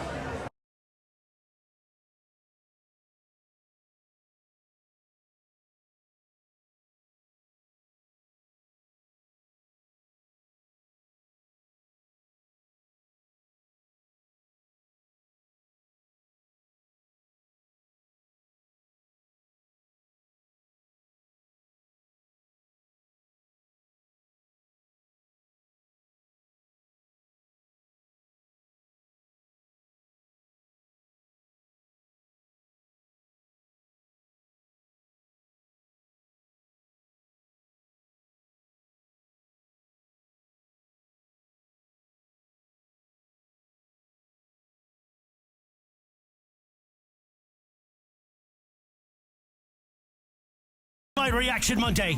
And Trav was at the Clash yesterday at the Coliseum, the NASCAR race. And there was a lot of social media. And of course, we rely on producer Emily to point out that Trav's social media pictures just stink. Also, speaking of the Clash, I think the video, especially because it was done by Jorge, looks a lot better than if he gave the phone to you. Emily, just saying. But I don't question that. I mean, Jorge, that's literally he's a professional photographer. To compare me to somebody that does it for a living is a little unfair. Classic producer M. Travis and Sliwa rolls on your Monday right now. Stink is a little aggressive. I don't know if do my pictures stink, Al? No, I mean, I don't think there's a lot of stuff that happens behind the scene. By the way, Taylor, great song. A lot of things happen behind the scene. What people don't understand is you told Jorge exactly what you wanted, the frame that you were looking for. So technically, you took the video without you were the director. The director. That's a good cover story. I should have gone with that, but it was more, hey, Trav, start talking. That's basically. Okay, stop talking. That too, and then had the nice little pan back towards the track. Look, we're doing baby steps here. I put stuff up. I'm very proud of what I put up, and I'm going to lean into it, Slee. Even if it's just kind of half of my face in an Outback, we're doing that. At least you're trying. So this is why, Slee, earlier I was trying to do something with it, because I think that Travis has the ability to change. I think he has the ability to grow as a person in this idea of social media, which is why I think that we need to also keep him accountable for making his content better and better as it goes. A new Emily. I like that. Emily's saying, hey, guys, I got a solution for you. I swear, hand up, right? I promise. When I took that picture at the top of the hike, and you knew I'd say something. It was such a bad picture. I'm literally like, I'm doing that because I know it would grate on you. I knew that it would grind your gears to see just such a bad picture. Glad it worked out. It's great. My dad does the same thing, and so he sends me and my sisters. I'll send you pictures of my dad's selfies. Okay. And see how similar they are to yours. Can I tell you, sometimes when you try to, by the way, you try to do something too perfect, sometimes you're like, okay, hey, they're staging this way too much. I had a friend of mine. She's awesome. She's been in the business for a long time. She's down in San Diego. Padres had their fan fest. Every team, right? But Padres had theirs. She straight up had no idea she took the entire video upside down. Okay. Wait, is that a thing? Won't it self-correct? No idea. I just know when it was posted, it was just upside down. and the amount of comments she got because it wasn't perfect, it was completely, whatever she did. But I just thought it was hilarious to me how many more people were like, hey, I'd like to talk about this. I don't want to talk about the perfect video. I want to see the one upside down. That's great. All right, I want to get back to LeBron here in just a minute. 877-710-ESPN if you want to jump in on this as well. Would love to hear what you have to say about it. But long overdue, Slee. But we finally got news over the weekend that the Dodgers are going to officially retire number 34, obviously Fernando Valenzuela. It has not been worn since Fernando wore it. It's been everything but officially retired along the way. I know you and I have had the conversation at least. You've pushed this. You've spent a lot of time really talking about. I honestly thought about you over the weekend when this happened, because this is something I know that's important to you. You're as big of a Dodger fan it comes. You share a similar sentiment to a lot of Dodger fans. So I'm sure this means something. Well, it meant a lot to me for a million different reasons. Number one, I like that the Dodgers have a very high threshold to have your number retired. And that threshold prior to Fernando being added was you need to be in the Hall of Fame for us to retire your number, other than Jim Gilliam, who died suddenly. And so there was an exception, but generally speaking, just like the league, we need you in the Hall of Fame if we're going to do this. We have too much history. We've had too many great players to just honor great players. You need to be an extraordinary player. You don't hang division titles. Right. It's that kind of mantra. Perfectly said. And while Fernando is one of the great players in Dodger history, Fernando Valenzuela's career is probably not Hall of Fame worthy. Mm-hmm. It's just short of that. But in the Dodger history, you can't tell the history of probably, if I'm being honest, the second most prestigious historic team in baseball behind the Yankees without telling the story of Fernando Valenzuela through the 1980s. He took the city by storm. He was from Mexico in a city with a number of Mexican-American fans, a number of Mexican immigrants, and he was everybody's guy, not just Mexican people, not just Mexican-American people. Fernando was my favorite player as a kid. Fernando Mania was a thing. He pitched a way that we had never really seen before. Since he had this incredible style and flair and charisma, and every time he took the ball, it was an event. He pitched him and won a World Series, Cy Young's, Rookie of the Years, everything that you could want from your guy. And he was a cultural institution here. Still is. Still calls games on the radio. He is about as famous a person in this town as you're going to find, and that he wasn't a part of that group never sat right. I know that no one was wearing the number, but he deserved the honor of having it officially retired, and they finally did it, and I love it. I'm incredibly happy for him and incredibly proud that they did the right thing and put Fernando or put that number 34 on the wall where it belongs. You go to a Dodger game, and there's it's very clear. You go look at that fan base, and there are so many proud Mexicans who are Dodger fans. And I'm sure those who are there today who are 16 to 25 years old, or whatever the case, 16 to 30, I'm sure a lot of their parents got them into Dodgers baseball. And I'm sure they got into Dodgers baseball probably because of Fernando, or Fernando had some type of piece to it. A lot of times players get honored, and Trav, they do it too late, right? They do it because maybe somebody passed and now you want to honor who that person is, whatever the case is. The fact that he got to stand there at Dodger Stadium and they're sitting on the mound, him and Stan. Yeah, Stan Kasten. Stan Kasten. He's sitting there on the mound, and he's kind of blindly having a conversation with him to introduce him. You want that moment in front of Dodger fans. Aren't they going to do an entire weekend honoring him? So that's amazing. So he joins, and how about this for a list of guys to be associated with? Pee Wee Reese, Hall of Famer. Tommy Lasorda, Hall of Famer. Duke Snider, Hall of Famer. Gil Hodges, Hall of Famer. Jim Gilliam, as I just mentioned. Don Sutton, Hall of Famer. Walter Alston, Hall of Famer. Sandy Koufax, Hall of Famer. Roy Campanella, Hall of Famer. Jackie Robinson, needless to say, Hall of Famer. And Don Drysdale. Not a bad group of people to be inducted with. And obviously Clayton Kershaw's number is going to hang up there 5 years after he's done. Yeah. And he goes into the Hall of Fame. They'll put 22 up there with the rest of these numbers. Is there someone else that – and I know that it was – I saw it on social media. I think Chris might have sent me a text about this over the weekend. He wants Oral in next. He wants Hershiser's 55 because, again, Hershiser, right when Fernando started to come down the other side and started to pitch for other teams, and here comes Bulldog – throws 9 million scoreless innings in a row, has one of the great seasons of all time, pitches them to the World Series. Yeah. There's a compelling case for Oral Hershiser as well. I'll ask you more of that question because I do think I could give my opinion on it, but I think you're more the historian when it comes to Dodgers. Do you think he should have his jersey retired? It's such a tough call. If they did it, I wouldn't be jumping up and down saying how, but I kind of understand if they at least say not quite yet. I understand it's in that real small middle ground. So just to go off of what you just said right there. I'd do it. But just go off that hesitation that you had would tell me then, okay, then it's not there. Because Fernando was a no-brainer. What the hell are they doing? Yeah. Well, if you're making that exception for Fernando because he's a no-brainer and there's so much history to it, just enough of that hesitation on Hershiser, not that he's not he hasn't earned it, but that hesitation tells me that's not comparable at all to Fernando. He didn't give up a run for like 3 months. Jesus. It's pretty good. I mean, that's hard to do along the way. Not a bad run for him as well. 877-710-ESPN. You said something during the break when we were kind of talking about it that I hadn't thought about with with LeBron and what's coming up this week. Obviously, he's 36 points away from the record. Yep. Every basketball person worth their salt is here. Every historian of the game, yes. Every historian, every reporter, every hack that covers the NBA is here this week to cover him going past Kareem. Mm-hmm. It's also the trade deadline. It's also the weekend after they did not get the guy that I think Laker fans desperately wanted. It's the weekend after the well, maybe it's me tweet.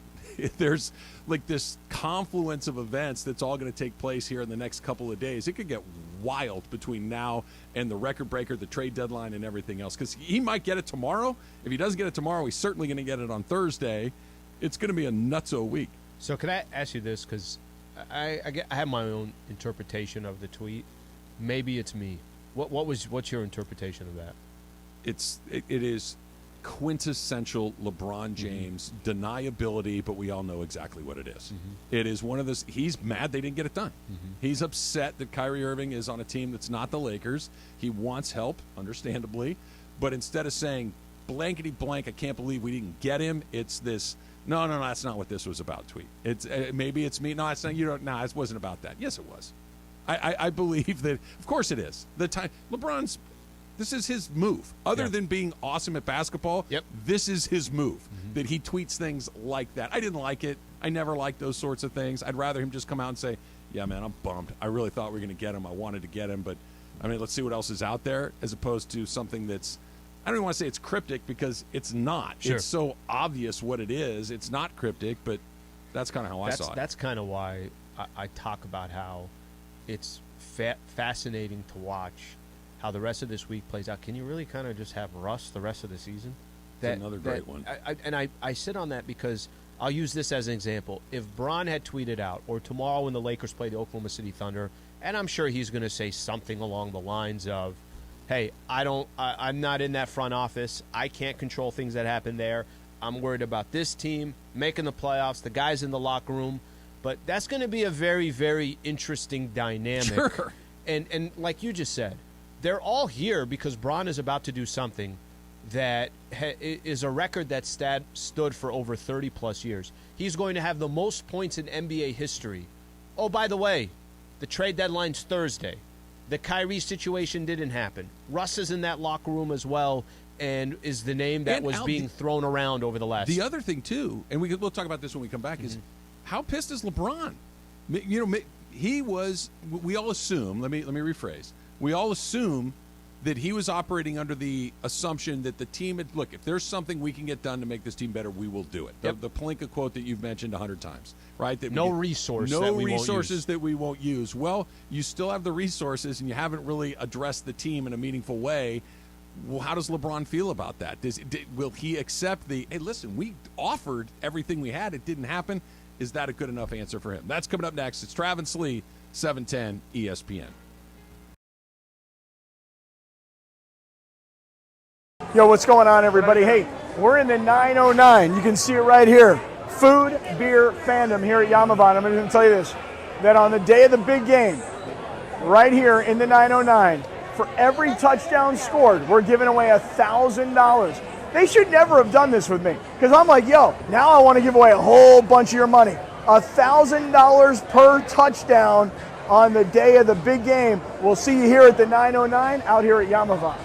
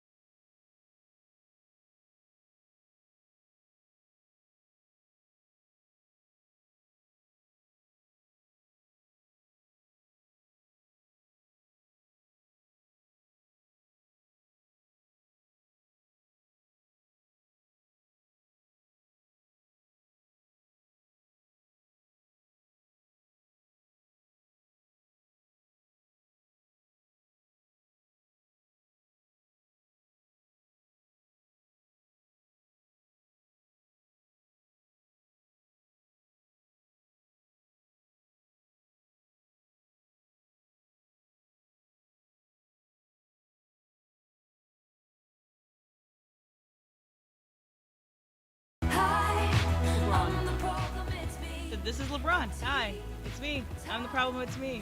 That's what he was tweeting about. Taylor Swift. That's what I thought instantly when I saw it.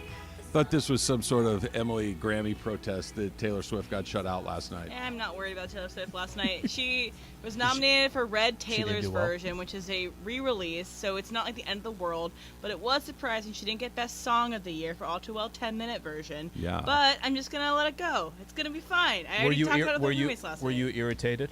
No, actually, I wasn't really. Think? No, okay, no. I knew Taylor wasn't going to get stuff. That's true. I knew Taylor wasn't going to get any awards. I was more irritated that Beyonce didn't win Album of the Year, and Harry Styles did. Harry Styles is Harry's House. It was a good, fine album, but I believe that Beyonce had a better and more impactful album, as well as our favorite song for when the Rams lose, Easy on Me, did win a Grammy. So I hope everyone's happy tonight, because whenever I hear this song, all I think of is Chris. And all I think of is the Rams losing, and so it makes me a little sad. Does equate to losing something important. Yeah. It does feel like that. Yeah. Then there was a moment we had Whitney Houston, right? Like this feels more bit. This one connected hurts more. to our show. Yeah, this one hurts more. Yeah. You know, I was walking back from the bathroom during the break there, and I was thinking about the Kyrie thing and the LeBron thing. And I think why this and by the way, the Adele song fits perfectly for this too. I think you, if I can speak for you a little bit, certainly for me, and talking with Mason and Andy on Friday, I think we all thought it was going to happen. That it wasn't like, hey, they got a shot at this. They got a 1 in 5 chance at this happening, or whatever it might be. It didn't feel like it felt like if the Lakers wanted to do it, they were going to be able to get it done. Mm-hmm. The Lakers did want to do it, and they couldn't get it done. I think that's the feeling that this morning. It's like I really thought Kyrie Irving was going to be a Laker this week. I really thought we were going to get to see what that looks like, and it's terribly deflating that he's not. So it's funny because the question on Friday was. It had less to do with Brooklyn doing a deal with Lakers. It had more to do with, hey, do you want Kyrie here? Is this the guy? Is it, hey, you're going to give up? Is this where you're going to give up those 2 picks? Saturday, I remember doing post-game show, and I was talking about it felt like, okay, you had the dust settled a little bit. You had a chance to kind of think about it. And for me, it started dawning on Saturday. I'm like, well, does Brooklyn really want to give Kyrie what he wants? Does Brooklyn really want to? Kyrie has been an amazing headache for that franchise and organization. Are they really going to say, hey, let's give him exactly what he's looking for? Let's send him to the Los Angeles Lakers? No. I think the more that you thought about that is the more than you started thinking about the Nets saying, yeah, cool, Lakers. Absolutely. Yeah, you keep giving us a call. We're so interested, so interested. But let's just see what everybody else has. I think they would have. I think this is a better deal for them, the Mavs move. But I also think they would have took a worse deal just to make sure it wasn't. I think that if we stipulate that the Laker package was better, I don't think either one of us think that it is. But if it were, like, let's just for the sake of argument, say it was 3 first-round picks, okay? I don't think Kyrie's here. I think he still goes somewhere else because Kyrie does that thing that people have a really hard time getting over. Like, you can't not trying to help you. You can't make my life miserable over and over and over again and never take responsibility for it. Guys mess up. You can make my life miserable for a day if you come to me and say, listen, man, I'm really sorry how that went. I'm going to work really hard to make sure that doesn't happen again, and then do that thing, fine. But when you make my life miserable and then you look at me like, it's not my fault. Well, yes, it is. Everybody knows it is.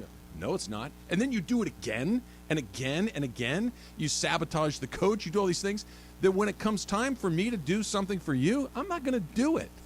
And that's where that was. And because I think the emotion from Friday, we were so excited that it might happen, we didn't take that half a beat to go, yeah, but are the Nets going to send him to L.A.? The answer is pretty much no, they weren't. And this wasn't one of those where the Lakers were refusing to give up both picks. Right. This wasn't that, hey, you know what, the Lakers, they were down to get Kyrie, but they weren't all in. They were just kind of, hey, if the deal is right. That's why the Bron thing throws me off. That's tweet you're talking about? Yes, because, listen, I've said this 100 times. You've said this 100 times. And some people like this, some people don't, but I'm going to, as best full picture as I could put it. When I say, hey, we're in the LeBron James window, people can say, some people get angry and say, you know what, this isn't LeBron's team. I get that. I understand that. But okay, let's put this on. Yeah, it's not his team. You have built the last 5 years of your organization around LeBron James. So accommodating to LBJ is not uncommon. That's what every franchise does when you have a superstar like him. And anybody that wants to say, yeah, but he's in his 20th season. Well, the Lakers aren't 4 games below 500 because of Bron. Bron's, for the most part, doing his part. There's some other factors that would be nice if they're there on a more consistent basis. But the Bron tweet, what did you want Pelinka to do? Yeah.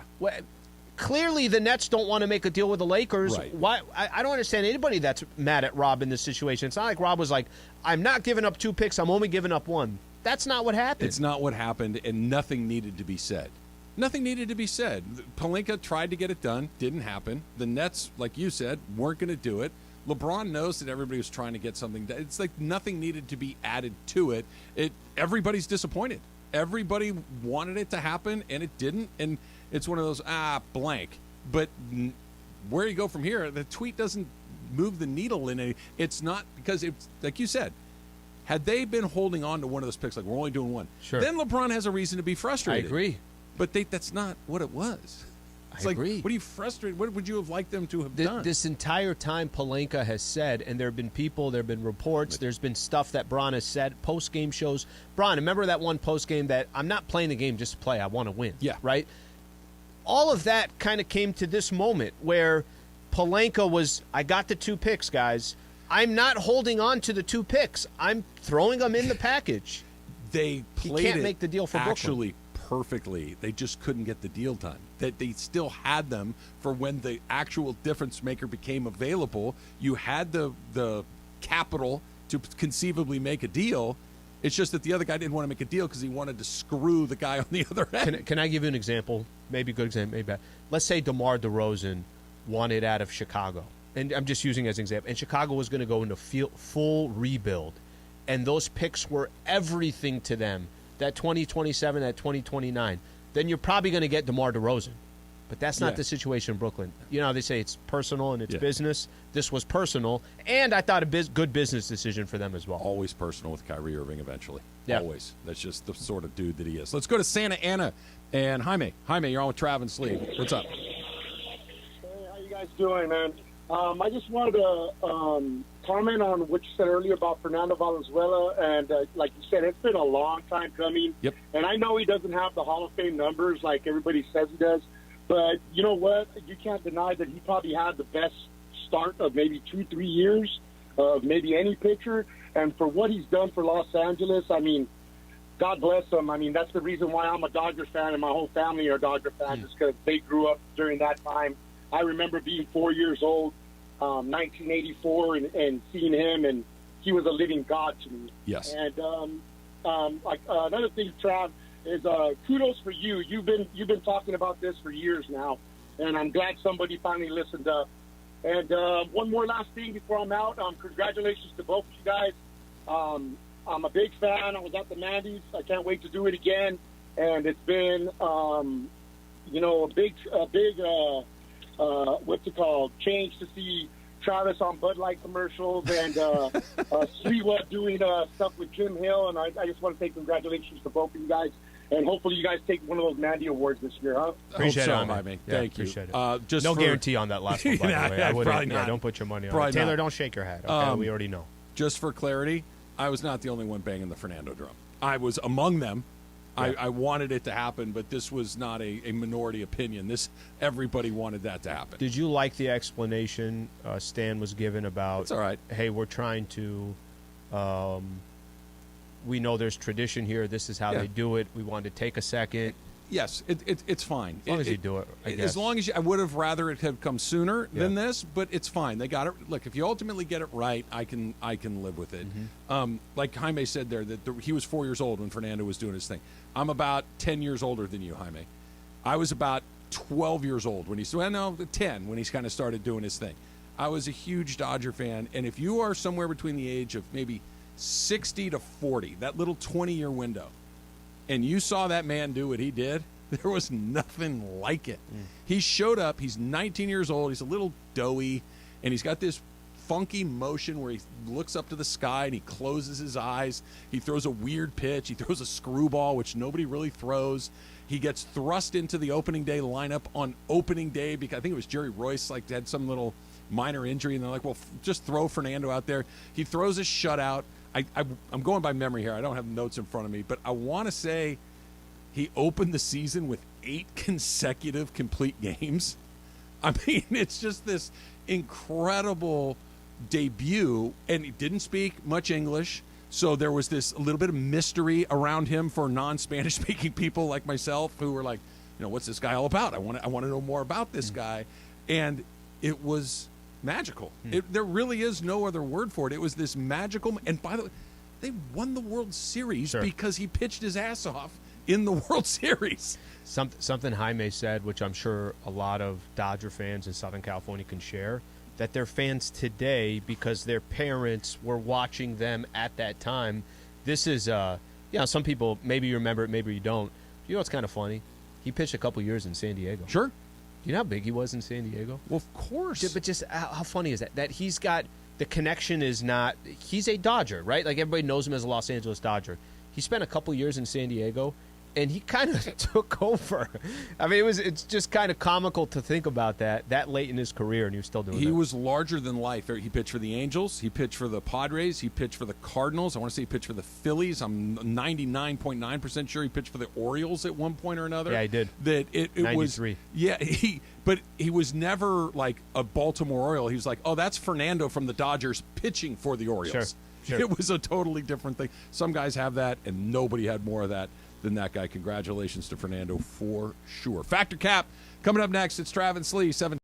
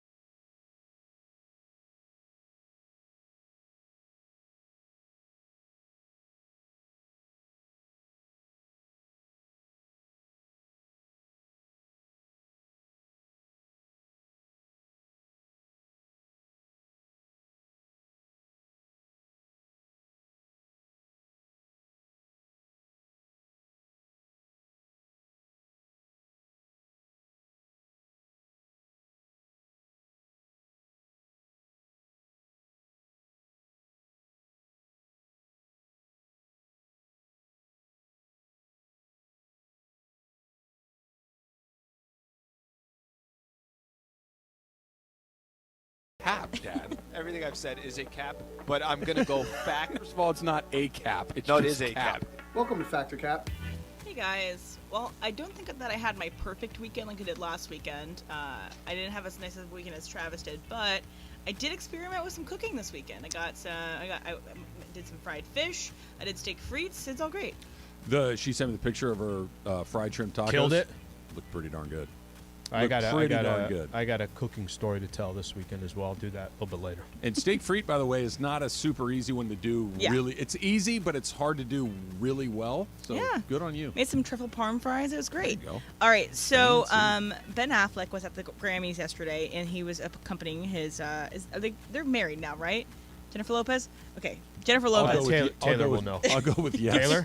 Absolutely, of course. Yep, yeah. So, but he was caught a lot on camera, kind of candid, with some saying RBF. Like he did not want to be there, and he was kind of showing it on his face. So, you think that you have RBF? Trav, Patrick Cap? Cap, because I don't think I have the B in that sense. Like I have a different B in the RBF. Mine would be. And let me clarify. Yeah. Resting, you know what face? Yes. Mine would be the B would be boredom. I think it's fairly easy to tell when I'm not super invested in my surroundings. I don't think that I conceal that particularly well. So sure, if you put me in an environment that was surrounded by cameras and it was something that I was not super fired up to be there, I would be caught much like Mr. Affleck. Fact, not the best at it, right? There's certain times you're certain situations, and I don't really fake it very well. And I think it's because I don't want to fake it. If I don't feel like being there, I kind of show that I don't want to be there. So I kind of fall along the similar line here. It's going to be on my face. Taylor? Embrace it, Slee. Come on. Yeah, this is fact for me, too. If you look at pictures of me when I was a little kid, not smiling, it's just always been a thing. And when not looking at the bow and arrow. No look bow and arrow shots. When I'm happy, I've got this face. When I'm sad, I've got the same face. So, fact. Right. So this weekend I went to Sephora, which is a makeup store for those who aren't aware. You're lucky. Of course we know that. But I went in. I'm like, it's always a store where I feel like I'm not a woman. You know, you're like, I feel like the least feminine when I go to a makeup store because I have no idea what's going on. All I want to do is go to this one thing. There's so many products. There's so many people, like the people that work there trying to get your attention and try to get you to buy these expensive things. All I want to do is get in and get out. And so I feel very unwomanly when I go there. So there's a manly place that makes you feel less like a man. Alan, Dr. Cap. Fact, no question about it. We've talked about this before. You walk into a Home Depot, I don't know what is going on, and there's layers to this. Okay, it's one thing for me to walk into Home Depot and just aimlessly walk around. Maybe I'm looking at, I go to one area and it's barbecues, and I'm like, okay, I'll feel a little bit more comfortable right here. It's another thing. One of my good friends is a contractor. Yeah. The guy builds homes from scratch all the way up. Go walk in with him, and everywhere you go, hey Ryan, how you doing? This, that. Hey Ryan, you still need this? I literally, like, my head goes down, and it's almost as if he's a kid and say, go get some Starburst or something like that. I'm on it. Wait in the car. I'll bring you some candy. Yes. Trav? I said the same thing to you this morning. I said home improvement centers. So I have a slightly different experience than you, though. I worked at Sears right when I got my radio career started. I was making $5 an hour, so I needed a real job to make money. And I worked at Sears I know what all the tools are, Al. Like if you said to me, go get me a router with this specific bit, I know exactly what that is. I don't know what to do with it, but I know where to find it. I know, like, I could pull it off the shelf, which actually makes me feel even worse. No, you can fake it much better than I would. I'm afraid there's a follow-up question. I'm afraid, like, oh, will this do? I don't know. Like, I have no idea. That is mine as well, with a very close second. Anytime you go to a mechanic and they start talking about what's going wrong with your car, it's like, damn. Okay, we're going to fix that, though? Yep. How much is that? Okay, yeah. Okay, let's make sure we fix that. I have no idea. None. But you're going to put the sticker on, right? That just tells me that's going to go on to. I got the sticker and the credit card number. Yeah, That's $5,000 sounds right. The only part I understood was the sticker part. They have to throw one out the first time you go into a place, too, just to see if you go, wait, that's not a thing. Like there's 5 real things and 1 fake, and if you don't call it the fake, then we got one. Then they Jimmy, come in here. All right, Taylor. Oh, Cap, I don't know. I feel like a man everywhere, every day I go. I don't know. If I had to pick one, maybe when I was a little kid, my dad would take me to like these tractor implements. It's basically a car dealership for tractors, and just walking around with all these farmers that know ins and outs. Things. Yeah. That makes me feel imagine like us being there? A little boy. Wouldn't do well. It wouldn't fit in. Oh, by the way, so speaking of how we've had this conversation about length of movies, 3-hour movies, all that good stuff. So, you guys have talked about Casino before. I'd never seen it, so I was like, oh, let me put on Casino this weekend. 3 hours long. And I was like, not worth it. It was not worth the 3 hours at all. It was boring. I fell asleep. I was like, of the Scorsese's, I think that's his most predictable. Have you ever seen The Irishman? Oh, right. Yes, I forgot. Yeah. Also bad. Is Casino just because it's iconic to us at a time where... Can I agree with both of you? I like Casino. I think it's a good movie. I enjoy watching it. If it's on, I will slug through a while of it, though. But I totally get where she's coming from. Like, I it's get like it. the same Scorsese thing over It's and over the again. same movie. It's Goodfellas, but It's like the again. same. That the objection to it, which I put some. It's a very similar movie to Goodfellas, and I've already seen Goodfellas. Which is also why it didn't get as much acclaim as the Goodfellas Which did. is also why I love it, because it's exactly like Goodfellas. And Goodfellas is great. I was going to say, I think that if you're a fan, are you a fan of Yes, I'm a mob fan of Scorsese, movies? and I'm a fan of mob movies, and I thought that it was an average. It's very mob movie. similar to Goodfellas. Why? But then if Goodfellas was 6 hours long, I'd watch it. Well, it's like the intermission. Just put them together. Yeah. And he put on a pink suit for part 2. Jimmy Conway becomes Eighth Rothstein. He changed his name. He moved to Vegas. Yeah, why Right. not? How about what he sorry, tells this wasn't a them? How about factor what they cap, tell but- them? They just say, "Hey, make sure you don't spend your money. Don't show it. Don't be obvious." They come out with a brand new car. They're walking. Pink Cadillac. There you go. And yeah, Joe Pesci played the same character that he did in Goodfellas, but it's fine. It's a good character. It's whatever. It is. All right, so a 200-pound Shrek sculpture went missing in Massachusetts. So this guy made a 200-pound Shrek sculpture and tried to get it back. I'm not sure if it's still missing or not, but you have no idea what someone would do with a Shrek statue. Taylor, Patrick Cap. I don't want to know what they would do with the Shrek statue. That's just... It's still gone, by the way, just so you guys know. 3 Right. hours ago, I got the update. Trav. So I believe the statute of limitations has expired, so I can probably tell this story without fear of reprisal. I don't think it still exists, but do you guys know Bob's Big Boy? Yeah. Okay. In the Oh, belly? yeah. Yeah. So there used to be a Bob's Big Boy everywhere, right? There was a chain. They were kind of all over the place, and there was one in Arcadia that had the Big Boy out front with the big burger, and I don't know if the Big Boy was, or I guess it's Bob. I don't know. It's maybe 4 feet tall, but you could move it, right? Like if you had a couple of buddies, you could move the Big Boy. We might have moved. So I don't know. I think we moved it to the back of the restaurant. Or it wasn't like the crime of the century, but I'm sure it's just somebody doing it to do it, and it'll show up in somebody's backyard before too long. I think he moved it. I personally, I have no idea what someone would do with it. I do think that it's completely to just, like they're sitting right now saying, can you believe this made a story? Can you believe this made the news? Can you believe... People love Shrek. But for them doing it, I'm sure they didn't think it was going to be a big deal. It's all over the news. I think they're doing it just for that storyline, I guess you could say. Did you like Bob's Big Boy? Did you ever get a chance to dine in one? Never did. Pretty good. Actually, only reason why I know it is from when I moved to LA. Yeah. So Bob's Big Boy had legit burgers. Just saying.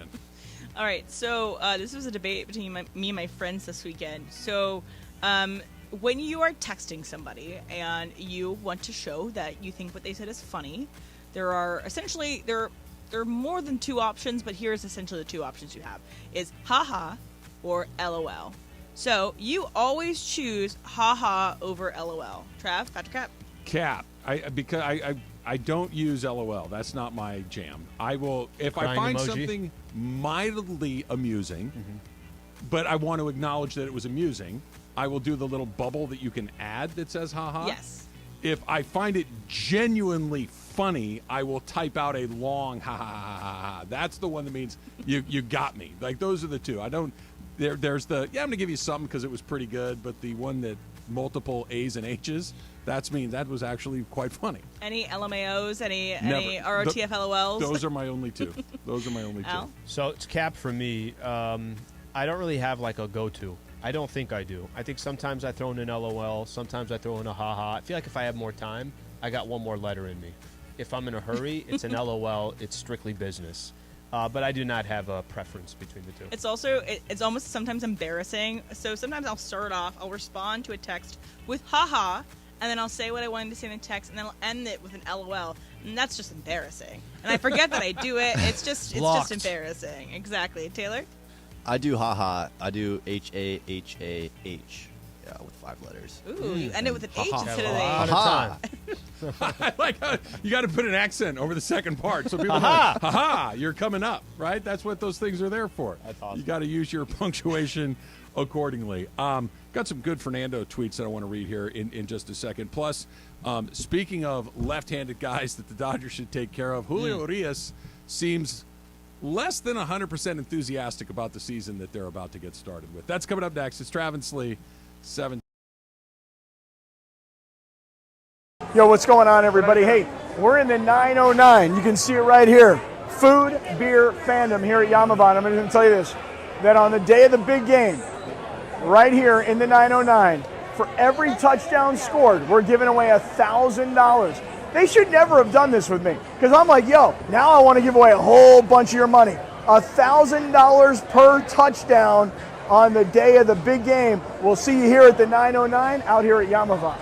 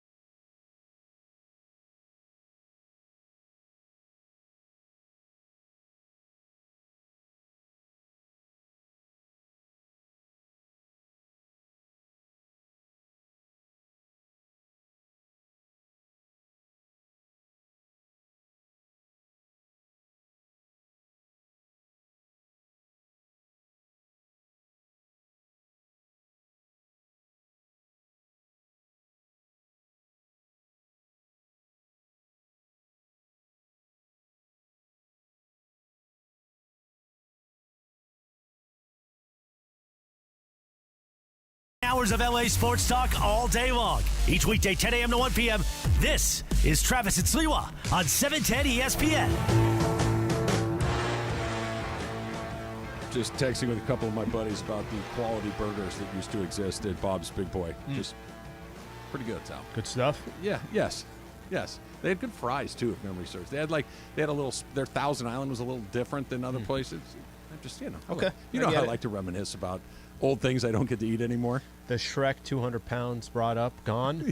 You thought about. I put all the burgers. You put all the pieces together. Puts me right there. All right, a couple of tweets here back to back that I want to read. Talking about Fernando a second ago. Fernando's going to have his number retired by the Dodgers. Good, finally, well done. All of those things, well overdue. Jake writes, I actually agree with the Hall of Fame rule they've used, but this was always an obvious exception, and Fernando should be the only one. with all due respect to guys like Orel, Garvey, Justin Turner, next should be Kershaw, Kenley if he's elected, presumably Mookie, etc. Okay?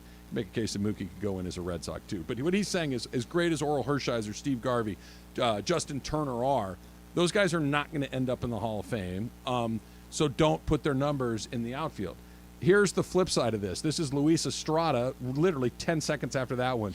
If based on contributions to Dodgers and LA area are important, Garvey, Say, and Justin Turner need to go up as well.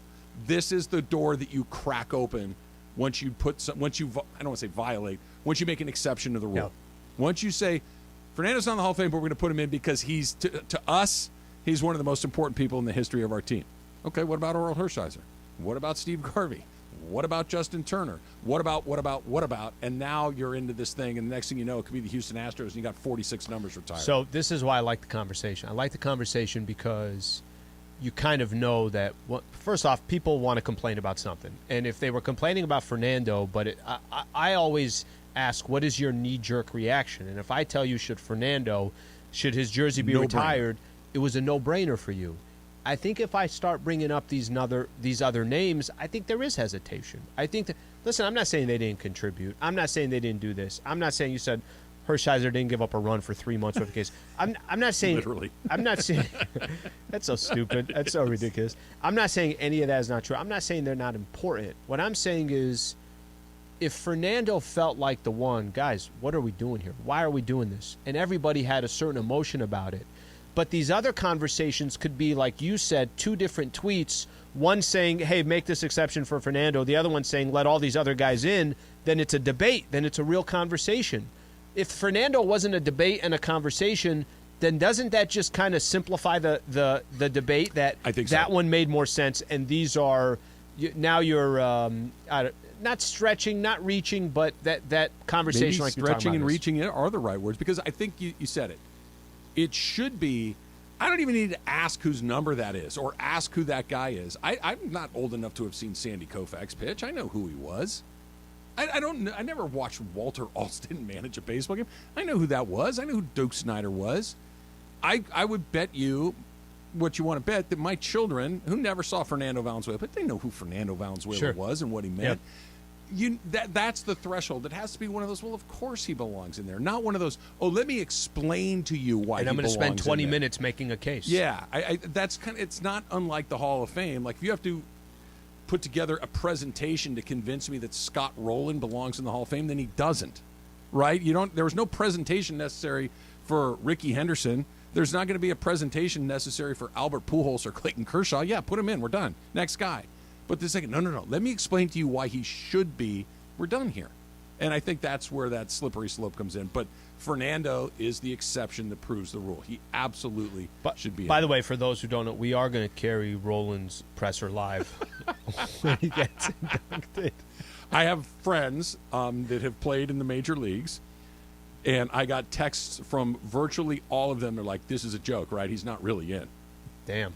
Yes. Okay, so again, that goes back to the case of all of these, right? Yes. That the ones that make sense and the ones that don't. It was a reach. Speaking of dominant left-handers from Mexico, Julio Urias was asked about contract extensions. Remember, he's a free agent at the end of the season. We have the WBC, and then we have the season, and so those are the two things I'm focused on right now. My representatives and the team will have their chance to talk, but I'm 100% focused on the field. Okay. That I'm okay with that answer, Al. Listen, I got WBC, and then we got the Dodger season coming up, and I'm going to let the people that I pay to figure out the rest of this economic contract stuff. Cool. I would have just liked one little more, but I would very much like to stay here. Sure. I would like to have heard something like that. He went on to say, I always try to give respect to whomever deserves it. I try to do my thing, and hopefully they also carry their part. No? That just bums me out, because to me that sounds like, look, they had their chance and they didn't meet me where I needed to be met, that they've been yanking my chain, that they've had me do these things. They never asked Clayton Kershaw to do this. They never asked Walker Buehler to do this. They're not asking any of these other guys to do 10 different things for them. Why am I always the guy that has to do it? I give respect to whomever deserves it.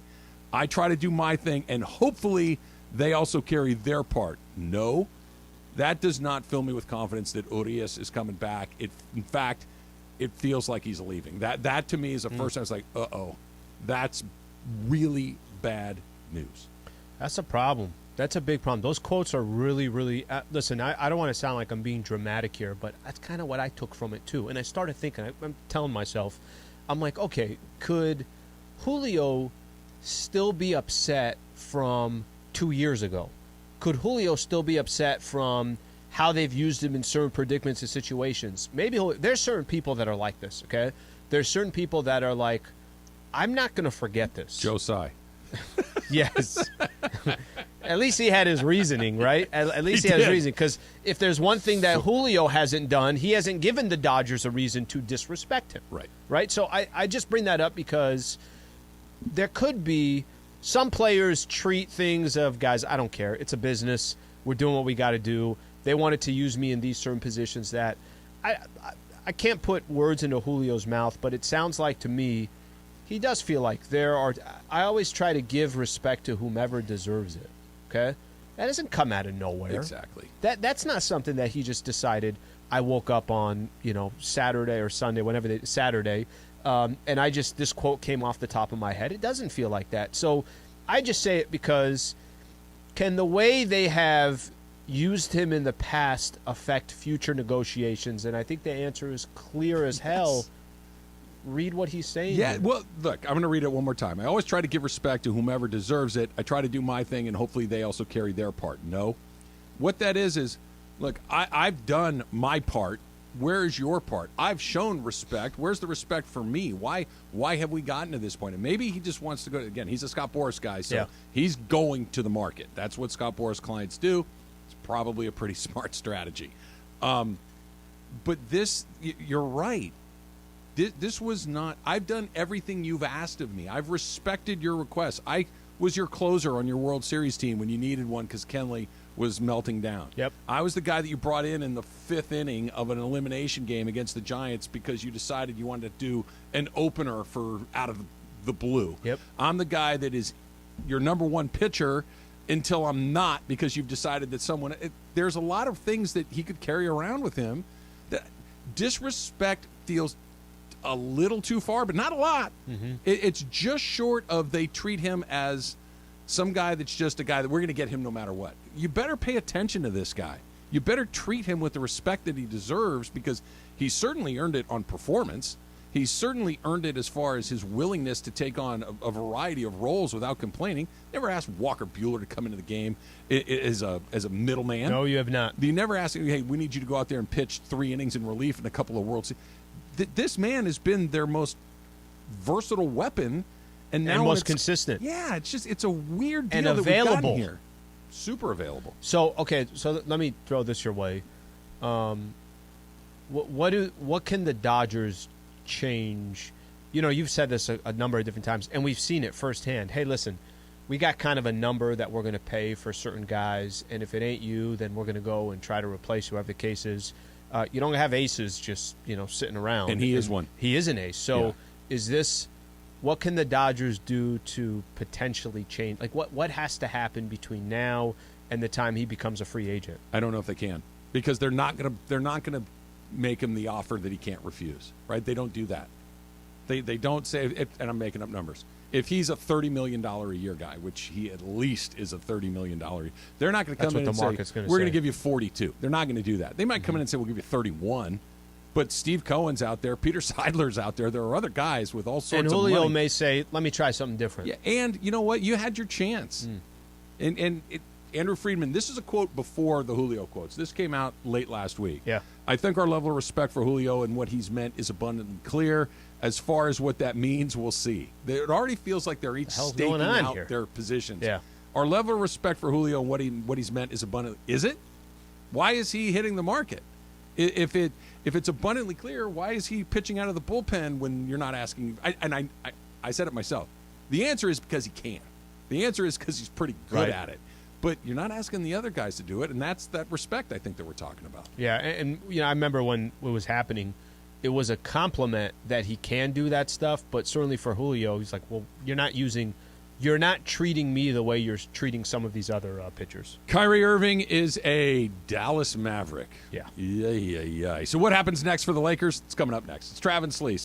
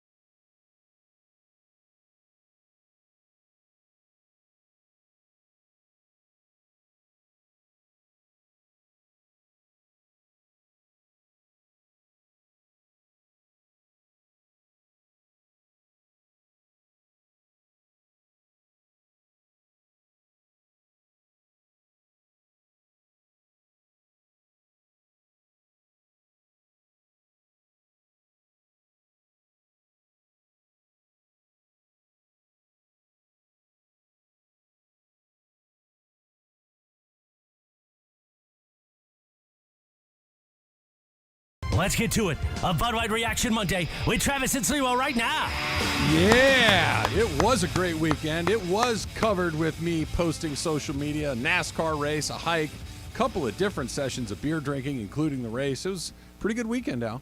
Okay, so I kind of waited on this one. So a while back, probably 2 months ago or so, my girl wanted to do one of those cooking classes. Oh, nice. All right, so she wanted to sign up, blah, blah, blah. There's a place in Eagle Rock that I guess does this.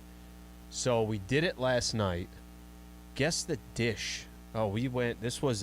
Is it a fancy dish or is it kind of a classic dish? It's a classic dish at a specific region, right? So I'll tell you what it is here by the time you guess Paella. it. It's not paella. No, but it's actually a good guess.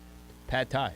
Oh, okay. And this was pretty good, by the way. Well, let me say this. I kind of had a crazy weekend where I was running all over the place, had to do this, was getting up early, all that stuff. So when I drive back on Sunday, I drive back from San Diego, probably the last thing I wanted to do was take a 5 o'clock cooking class on a Sunday till 7 o'clock.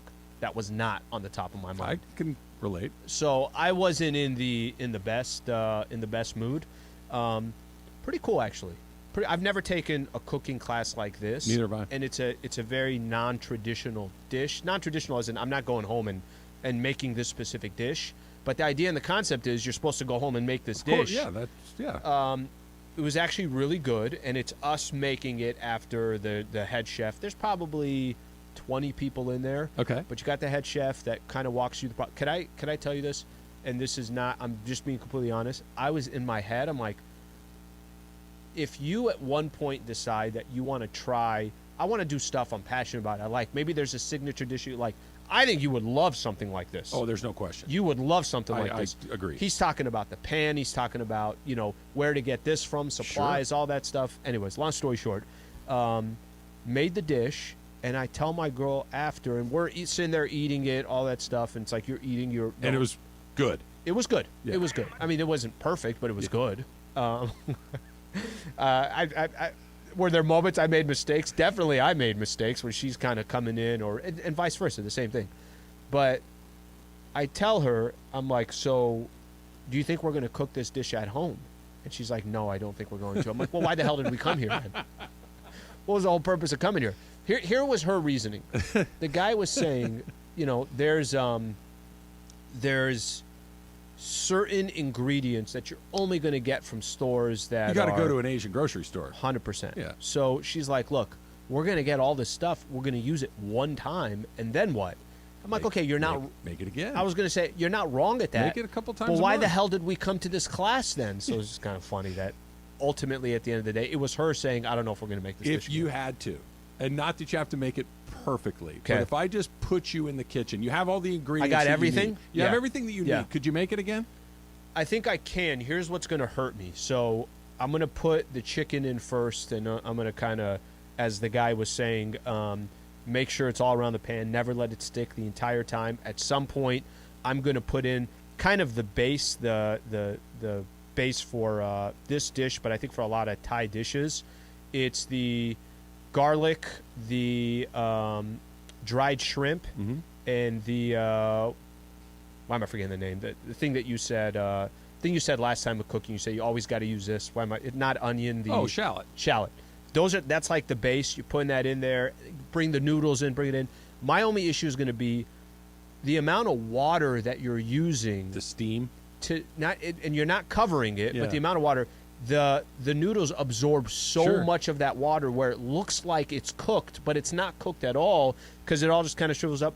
I can carry my own, but I would need to do it 3 or 4 times. That's the whole point, right? Yeah. That's good. Gotta try. Yeah, you're not going to walk out of there like Wolfgang Puck after one day. I just need to have just all the Or ingredients. Jet Tila is a better choice since it's pad Thai. Jet Tila is the proper celebrity chef in this situation. But what you just said about having like the proper ingredients and all that, the burner, all that stuff, I would need the setup. If I have the setup, I can actually kind of carry my weight. Good for you. That sounds fun. Pad Thai was one of the first dishes that I attempted to make when I was in Okay. my cooking journey. Okay. And the only thing is like it had, it required a lot of bowls and prep and ingredients. That's because there's a line. Yes, I don't know the exact vocabulary, but yes, you're right. But it's the nuts, it's the extra things. But I couple I eggs, really the bean sprouts, the green onion. So I mean, it's actually it's a hard legit to mess up. dish. It's hard to mess up. It's hard to do super well, but it's hard to do poorly. I could find a way. It's a good dish. I could find a way to do it poorly. Nothing left. You ate it all. Yeah, I ate it all. Man, it has to have been pretty good. People were walking around. They're like putting it in. He had some containers to go. I'm like, I didn't know those were available, so I just kept eating. She was done eating. By the way, some lime there on the end. Come on. I mean, yeah. Pretty good. Look, I like what she said. It's hard to do well, but it's not hard to do. So if you just kind of hit the bigger notes, it's going to do. And by the way, you squeeze a lime on an old boot, it's going to taste pretty good. Amazing. Peanut sauce on an old boot, also great. Yes. So absolutely. the fish sauce that he prepared the fish sauce in front of us. Yeah. So we did he not made have his to own do fish that. sauce? Made his own fish. Or did he beat it out of the bottle? No, he made. Yeah, he had combination stuff. Yeah, I'm jealous. He was making it happen. That sounds like a lot of fun. Yeah, and she's like, "Yeah, we're not going to make this at home." Like, well, what the hell's going on here? What's a good dish like you to learn, because you don't cook a lot? You're kind of getting started in this whole cooking at home journey. Mm-hmm. Like the thing that if you could make something at home 2-3 times a month, what would you want it to be? That's a good question. Okay, so I know this is a little bit more complicated, but I like dishes like this. Like if I could find something that's different, it's not. Give me if I could make some type of an Indian dish, or make some type of a Japanese dish, or some type of a Thai dish. You're jumping something like that is the more complicated recipes. Tikka masala. Okay, here's the thing. It might be a little bit more complicated, but like anything, you do it 3-4 times. For sure. You should try like a couple of Italian things. Because a they're bolognese. super flavorful and good, but they're less complicated. They're not quite forgiving. That's the better word. They're far more forgiving. I got a few for you. I'm going to send you the Travis cookbook. By the way, I kind of sort of have one. A cookbook? Yeah, it's not like written down, but I have it in my head of like a rotation of things. There's like 10 or 12 things I know how to do off the top of my head that are all going to turn out okay. Kyrie Irving's a Dallas Maverick. Yeah. I really thought we were sitting here on Friday afternoon that by the time we got here on Monday, he would be a Laker. I think Joe Tsai's an a-hole. I think most Laker fans thought that it was going to get done. I think Kyrie wanted it to get done. Yeah. LeBron obviously wanted it to get done. Joe Tsai, like you said, Al, had other feelings, had other intents. Now, thankfully, the Mavericks package is arguably better than the Lakers. I think you can make a case for the Laker package, but you can also make a case for the Dallas one. For where they are and having still KD under contract and trying to pretend to him that they're going to compete in the East, which they're not, that whole portion of it. They're not throwing in the towel. They're not going full rebuild. They still have Kevin Durant and some other pretty good players, and they're going to try to continue to compete, like you said. But now the Lakers, this was their chance. This was the window opened up, maybe a little bit unexpectedly, with Kyrie's trade demand on Friday. Yeah. But it felt like, there, you got to go right now. That opening that you had to jump from where you are, 12th, 13th place all season long, to not just get out of that, but give you a shot. A real shot. A shot to be one of the 2 or 3 best teams in the conference. A shot to go play Denver or in a Golden 7-game State set. in a 7-game set. Yeah, let's go. Let's see what happens. Now that window has closed, now that he's in Dallas, I don't know if it opens again before Thursday. I don't know if there's another guy that would make me feel like there are guys that the Lakers would be better. Yeah. But I don't know if there's a guy like that, all of the baggage included, that makes you go, you know what? Yeah, we've got a real shot. Kyrie was that guy. So I think, by the way, that's a good way to put it, because the disappointment or the bummer of where they're sitting today, there's a lot of reasons for that, right? There's a lot of factors. It could be, let me give you an example. The Phoenix Suns did not make a trade for Kyrie, but the Phoenix Suns still have, if they're healthy, a good enough team that you feel like could compete in the Western Conference, right? The Dallas Mavericks, they're rolling the dice, but in their mind, well, what do we got to lose here? We only have Luka. Let's see what happens if we get another star. For the Lakers, this is the reality for the Los Angeles Lakers. The reality is that with Anthony Davis and without Anthony Davis, this is a Lakers record. They're 14-16 without Anthony Davis. They're 11-13 with him this season. Of course they are. So they're 2 games below 500 either way. That since Anthony Davis has come back, since he's been back, he's healthy, all that stuff. He only missed 1 game, missed the Brooklyn game. They beat the Knicks in overtime, could have lost that game. Beat the Pacers by 2, could have easily, or by 1, could have easily lost that game. Lost to a Pelicans team that had lost 10 games in a row, and without Zion put 131 on the Lakers. They're in 13th place in the standings. Lakers have the Thunder tomorrow. Can I tell you how different these two franchises are right now? Lakers are trying to win today. And they're behind the Thunder by 2 games in the loss column. The Oklahoma City Thunder have an actual cushion on the Lakers in the standings. Jeez. They have 487 picks lined up over the next X amount of years. Chet Holmgren hasn't played a game yet because of his injury. Shai Gilgeous, one of the brightest futures of young players in the NBA. Yes. So that, to me, is what is also the biggest part of the disappointment is not only did you not Why'd get you Kyrie. not mention Josh Giddey, my guy? Giddey's a good player. I know he is. No, Giddey's a good player. But, like, you have so many different things that without that Kyrie trade happening that now puts really in perspective of where the Lakers are sitting. And that, to me, is what I think was most disappointing. he gave you some glimmer of hope, some life. And that's funny to say that Kyrie's giving any team glimmer and hope in life, but he would have done that with the Lakers. Yeah. Well, what now is the glimmer and hope for the last 4 days before the trade deadline? All right, so Emily's just telling me, Al, that LeBron was talking about Kyrie. He did that just a few minutes ago, Emma? Yeah. So it's we're going to gonna be on ESPN. Okay. We have the sound. So we'll have that sound when we come back. We'll get to hear from LeBron. You and I will hear it for the first time together. I'm curious because I thought his tweet was really stupid, I don't know how else to say it. It was unnecessary. It accomplished nothing. And it was a classic, well, I'm going to say one thing. We all know what it means, but I have this plausible deniability. Rob offered the picks. I don't know what else exactly. Rob can do. There wasn't a, why didn't you go the extra mile? No. They went the extra mile. There was nothing else to do, and it felt completely unnecessary to do it. We'll hear from LeBron James. Coming up next, it's Travis Slee.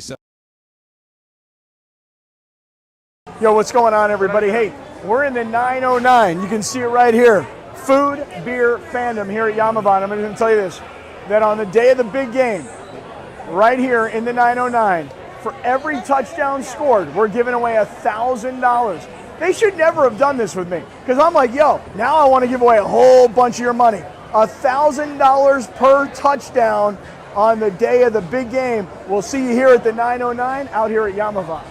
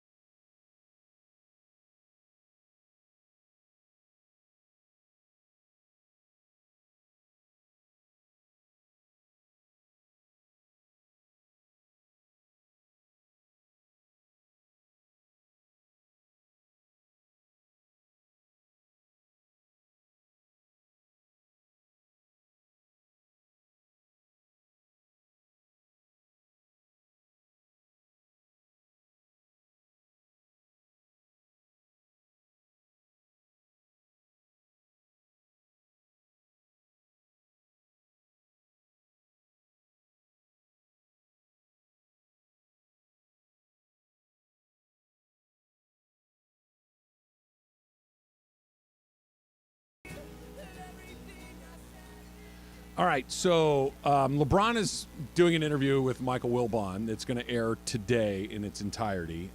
Some excerpts and whatnot are starting to leak out. Al, you and I have not even had a chance to listen to this yet, but this, Emily, is the part where he's talking about the Kyrie Irving deal not getting done?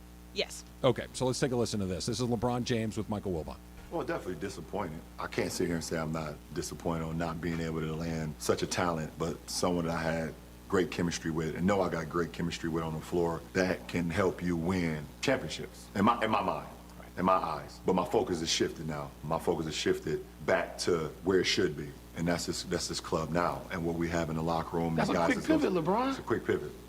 It don't take me long. I don't get too excited about the possibilities of things that can be. I kind of envision myself on what it can, but I don't invest it all the way until I know it's happening. And when it does not happen, I'm back locked in on the job at hand. So, we had an opportunity. I think our names was out there. The Lakers' name was out there. We had an opportunity. Didn't happen.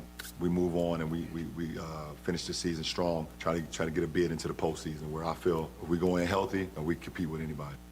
All right, again, that's LeBron with Michael Wilbon. The interview will air in its entirety later today on ESPN.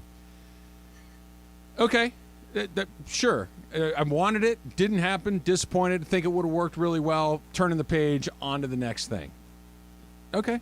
I believe him. I think that you've heard me say this 100 times, Al.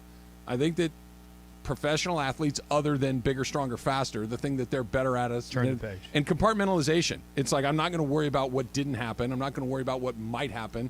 I got to play tomorrow night. I got to play OKC. I'm chasing Kareem. These are the things at the front of my mind.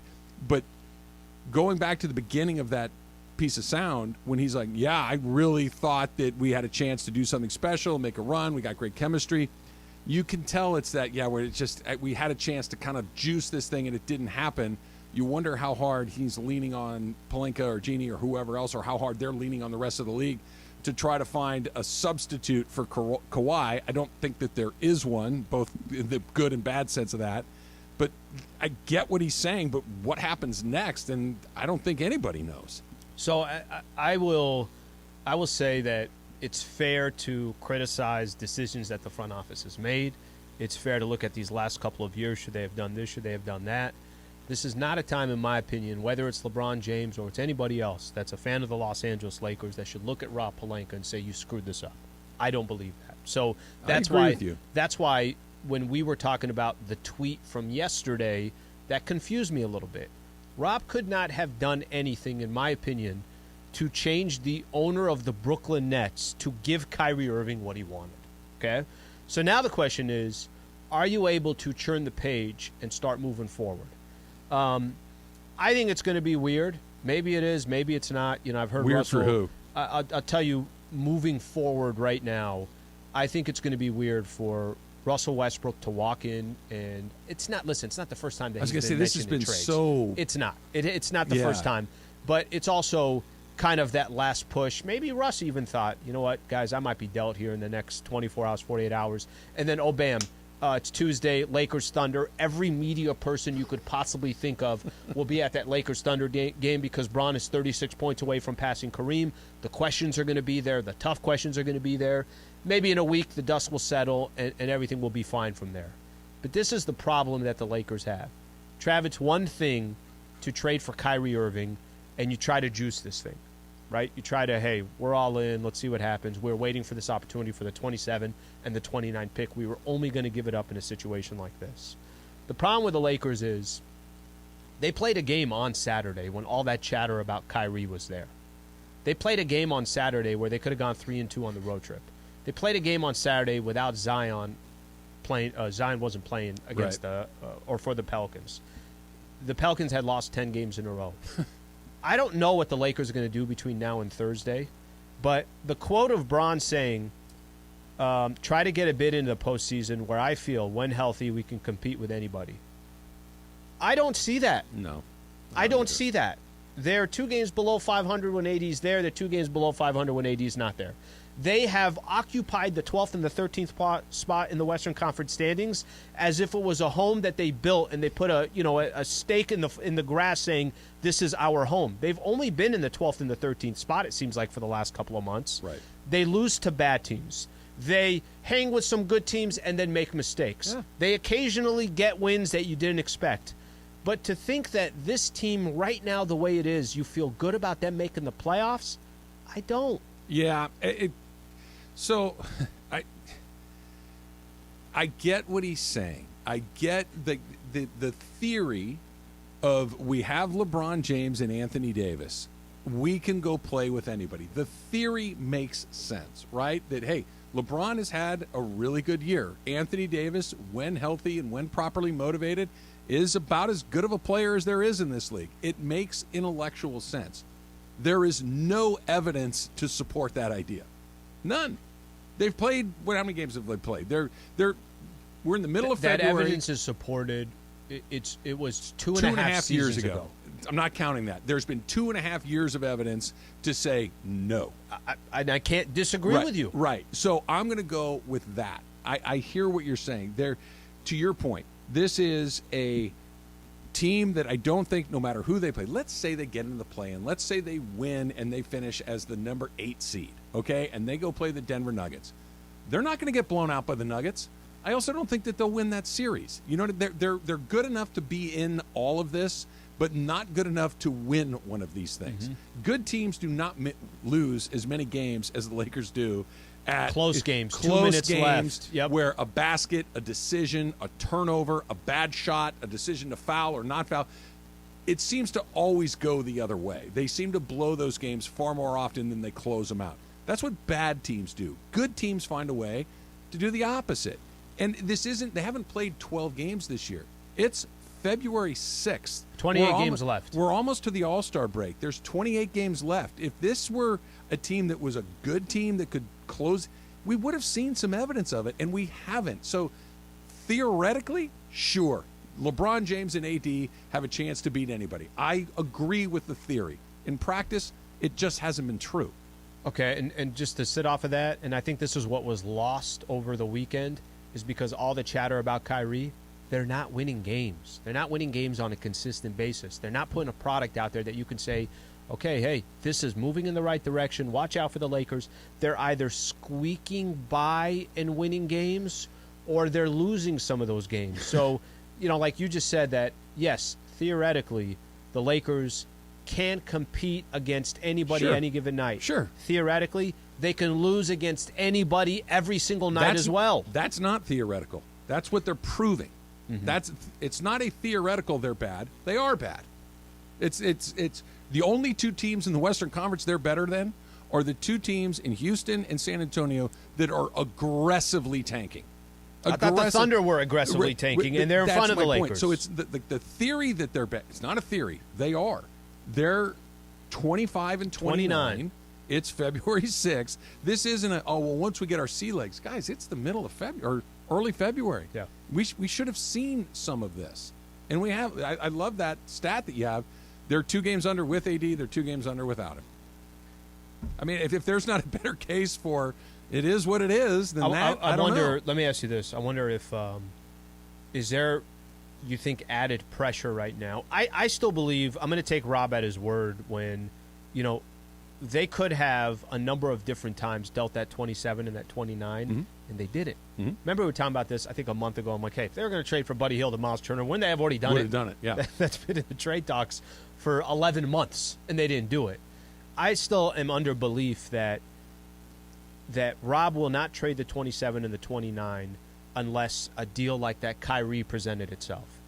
But doesn't it feel like there's this added pressure right now, the disappointment of not getting Kyrie, the disappointment of where the team is sitting right now, the pressure that a LeBron James would have on the organization?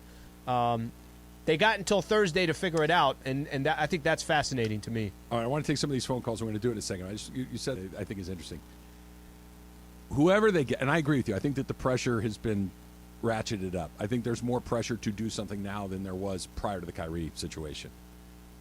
It's going to, no matter who they get, unless it's just something we just totally don't see coming. Yeah. It's going to be underwhelming relative to the acquisition of Kyrie Irving. That whoever it is, it's going to be like, yeah, okay, but man, Kyrie would have been nice. I think that's going to be the overwhelming consensus. That being said, Al, that doesn't mean it's not a better deal. right? And I'm just going to throw this out there, and who knows? Like, let's say they go get Bogdanovich. Yeah. Okay? And all of a sudden he comes in. That's interesting. Sure. They could be a good – they could actually be a pretty good team with Bogdanovich. Mm-hmm. So the Kyrie thing is deeply disappointing. I wanted it to happen, too, for both. I think it would have been fun to watch them play together. I think as a talk show host, the inevitable catastrophe that accompanies Kyrie Irving would have been really interesting to talk about.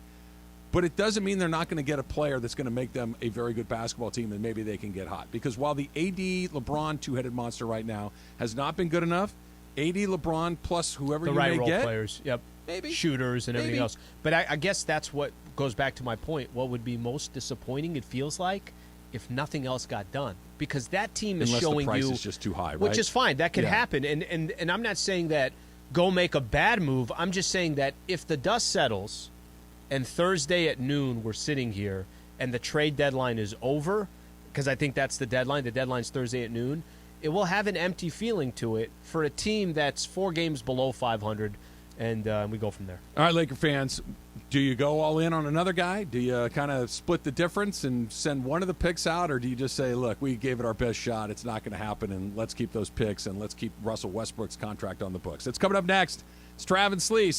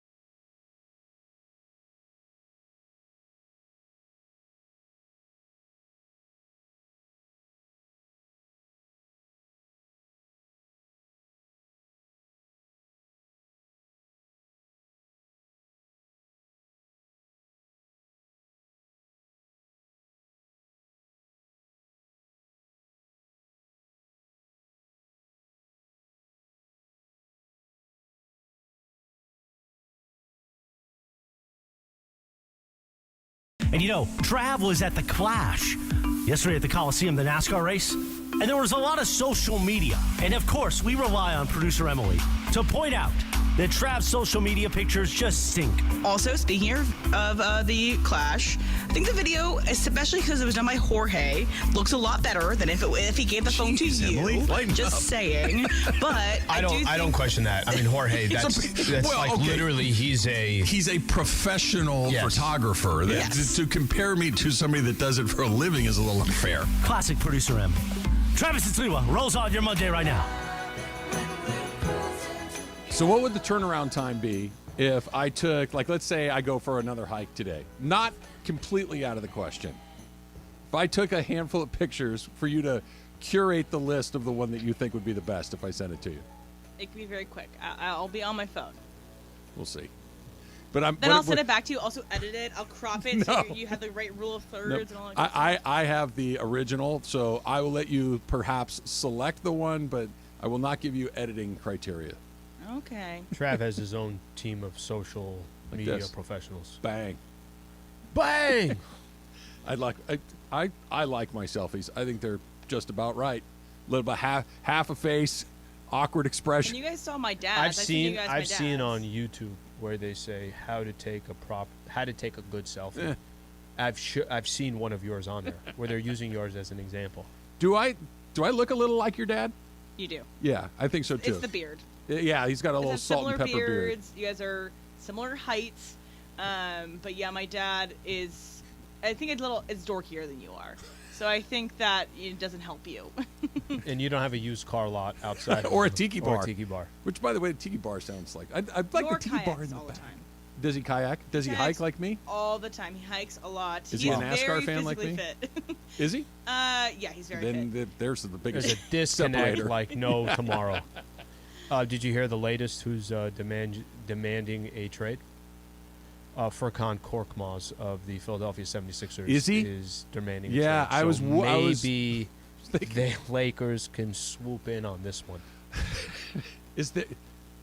I'm trying to think. Like I heard Beal, heard Levine. There's no one that's in the Kyrie stratosphere as far as go do everything you can to make that happen. Bradley Beal is real deal. I don't think they'd ever get rid of him in Washington. I don't think they would trade him, but that's real deal. He's good, but it doesn't have the juice that it has with Kyrie. And by the way, that might be a good thing. By the way, if you asked, do you want Beal or Kyrie? I would take Beal, and I wouldn't even hestate because of some of the baggage that Kyrie has and everything else. And Beal's he's legit. Yeah, no, he is. He's good, but I don't know if people get excited. That's one of those I'm going to have to see it. So if you're – because I know what you're saying, but Zach LaVine might be that player that I think you're describing that's, okay, yeah, he's a good player, high-volume shots, he can put up good points, stats, all that stuff. But Beal is real deal. Let's try a phone call in Beverly Hills this time. Let's go to Leon. Leon, you're on with Trav and Slee. What's up? Hey, guys, I didn't catch the very beginning of the show, but I've heard you, Trav, talk about, how it's a disappointment, and I just don't understand it. I mean, this guy has shown, and I heard Windhorst on ESPN this morning, this guy has shown for several years who he is.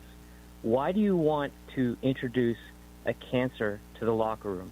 Why is it that we just totally disregard the downside of Kyrie, just put it completely aside and say, oh, it's exciting to get him as a player? Mm-hmm. I mean, yes, he brings an offensive game that maybe another element that they don't have, yes. But what does the team really need right now, and what they've needed all year? They've needed better shooting, and that's what would fill the gap for this team is better shooting, and not also, by the way, give up more defense by trading out Westbrook for Kyrie, because Westbrook is actually a better defender than Kyrie, and he can rebound. So you give up rebounding, you give up defense. You introduce a cancer to the locker room, and yeah, you may give yourself a little bit more something to talk about on talk show. Thanks. Yeah, you got it, Leon. Thanks for the call. There's no case for Westbrook. I don't know what you want me to tell you. Yeah, I'll let you take that in a second. Yeah. Leon, I agree, and I'll go back to Friday. Mm-hmm. I was saying the same thing. You do know that Kyrie Irving has burned the bridge in every place he's been, and that every place he's been, they're far happier to see him leave than they were when he arrived the first time. Okay, I'm with you, Leon. I agree with that. Will he do something destructive to the Mavs? Yes. Will he have done something destructive to the Lakers had he had come here? Yes, because that's what he does. This is a classic What's the parable, the frog and the scorpion? You know that one, Slee? I do not. Okay, so the frog is on the side of the creek, and the scorpion says, give me a ride. And he goes, no, you're going to sting me. He goes, I'm not going to sting you. If I sting you, we'll both drown. They're halfway across the stream, and the scorpion stings the frog, and they're going down. The frog goes, why did you do that? Because I'm a scorpion. It's what I do. Kyrie's a scorpion, okay? He's going to do something. That was good. Okay, he's going to sting you. Mm-hmm. I'm with you, Leon. I do it anyway. And it's worth that whole risk. It's not a risk. It's going to happen. Mm-hmm. It's not a will it happen. It's when and how bad is it going to be, because he's done it everywhere. I do it anyway because I do think that it juices this to the point, and I don't think he's wrong about they need somebody that shoots more than they need a point guard, but what they do need is a third option that is incredibly reliable. He is that. You need a guy that can take over end of games, potentially if LeBron is Kyrie's unavailable. Starting for the Eastern Conference All-Star team. All of these things. Kyrie's a great player, and it's a very unique set of circumstances where I know this is going to go bad, but I do it anyway. Can I give you an example? Lakers play the Thunder tomorrow. If I'm in Oklahoma City and they were talking about trading Kyrie to the Thunder, I would be the first one in line saying, guys, what are we doing here? We got all these young players. We're developing. We're trying to get we're a few years away from competing. The Lakers are not in any of those situations. You talked about it earlier. Who are the two teams behind the Lakers in the Western Conference? It's the Spurs and the Rockets, who are tanking like no tomorrow. The Lakers are trying to win, are not winning, and have obviously 3 contracts that make up $40 or $150 million in contract. But the making the case for Russ, they're not even using Russ at the end of games. All right, there's times where Russ is literally sitting on the bench the entire fourth quarter. So to make a case that, no, Russ is going to do this, Russ is going to do that, Russ is a liability in his own way. Yes, Russ can grab a couple of rebounds, but he could also go 2 of 16 from the field and have 5 turnovers. So the case for Russ is that one makes no sense. Yeah, no, it's a terrible idea that I would do it anyway. Just because it's the Lakers. And the payoff is not zero. But, Trev, do you agree with if you are running a different team, not every team of where they are and where they're going is... I would have done it if I were the Mavs. I would have done it if I was the Mavs. I would have done it if I were the Suns. I would have done it if I was the Suns, too. I would have done it I would have hesitated if I'm the Clippers. The Clippers are... Yeah. I hesitate on the Clippers. I think we're kind of on the same page. I think I wouldn't have said no right away, but I would have... Okay, I would have got my staff together and said... Let's talk this through for a second. Let's figure it out. Let's figure this out. Yeah. We might land on yes, but we might land on no. The Lakers is like, no, go for it. Because if you got into a playoff situation where you made a run, say you go to the finals, let's say the ultimate pipe dream hits, and you win it, and then he burns the building to the ground 2 years from now, it's like, yeah, all right. It's kind of what happened for different reasons, obviously, but it's kind of what you did with Anthony Davis. Whatever you want, give him to us, bang, we hit it. Since then, it's been a tire fire.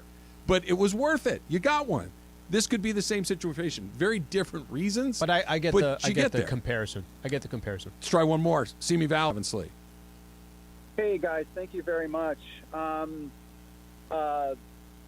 With Kevin Durant demanding a trade over the summer, maybe he might be in play again at this time.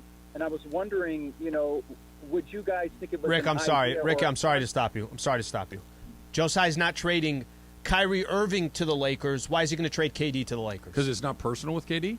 I think that's the potential answer, at least. Just let's use the hypothetical here. Okay, so I'm going to trade KD, who's so much better than Kyrie Irving, to the Los Angeles Lakers to watch them win an NBA championship. I don't think that's what it is. I don't think he didn't send him to the Lakers because he didn't want to help the Lakers. I don't think he wanted to help Kyrie. I think it's a combination of both. That's not what I've been reading and hearing from people that are talking. That it was more I'm not giving Kyrie what he wants. If Kyrie's heart said, I want to go to the Portland Trailblazers, he's not sending him to Portland. I'm not sending you to where you want to go. KD could be one of those, listen, I don't have hard feelings for KD. If the Lakers have the best package available to me, then I'm going to do that. We both were agreeing that had the Lakers had the best package, Kyrie Irving was not coming here. Joe Tsai was not going to do that because he's basically saying, you've made my life a living hell for 4 years. I'm not giving you what you want on the way out the door. I don't think he has hard feelings like that for KD. If the Laker offer was the best for Durant, you have at least think there's a possibility. I don't think he has hard feelings like he would towards Kyrie, but this is KD and Kyrie coming together. This is KD demanding a trade in the offseason. This is James Harden deciding with this group of guys, let me get the hell out of here. He's also, I'm not saying that he has feelings like he does for Kyrie, but I don't think he's trying to help KD out either. I think at that point you're looking for the best deal. What's the best thing for me? That once I've removed I'm going to screw you. Mm-hmm. You want that? Okay, anything, you're going to get anything but that. Say this, whatever the Lakers could offer for KD, Probably teams would have much more assets. That's why he's not going to go there. You watch The Wire, right? I did watch The Wire. Yep. Remember when they said, McNulty, where's the one place you don't want to go? I don't want to be on the boat. Where did McNulty go? He's on the boat. McNulty is Kyrie. Anything that you don't want, that's what you get. Where's the one place I'd like to stay in Homicide? Okay, you're on the boat. You're not giving him what you want. Hey, what happens? This is a dumb question, I'm going to ask it anyways. Kyrie was starting in the Eastern Conference for the All-Star game. What happens now? I have no idea. Ask me if I care. Well, I thought because you watched Pro Bowl yesterday, I thought did. This is your thing. I did. I thought you watched all of these now. If they were going to do like a 3-point contest with just the players, I'd be far more interested than they're going to run around and throw each other lobs for 2.5 hours. I don't need to see that. It was cool. It was good. But it wasn't football. That's the whole point. It wasn't a football game. That I have no interest in. They're still pretending that this thing is a basketball game. It's ridiculous. It's a very important game. It's definitely not. The Dump, Super Crosstalk coming up next. It's Trav and Slee, 710. Yo, what's going on, everybody? Hey, we're in the 909. You can see it right here.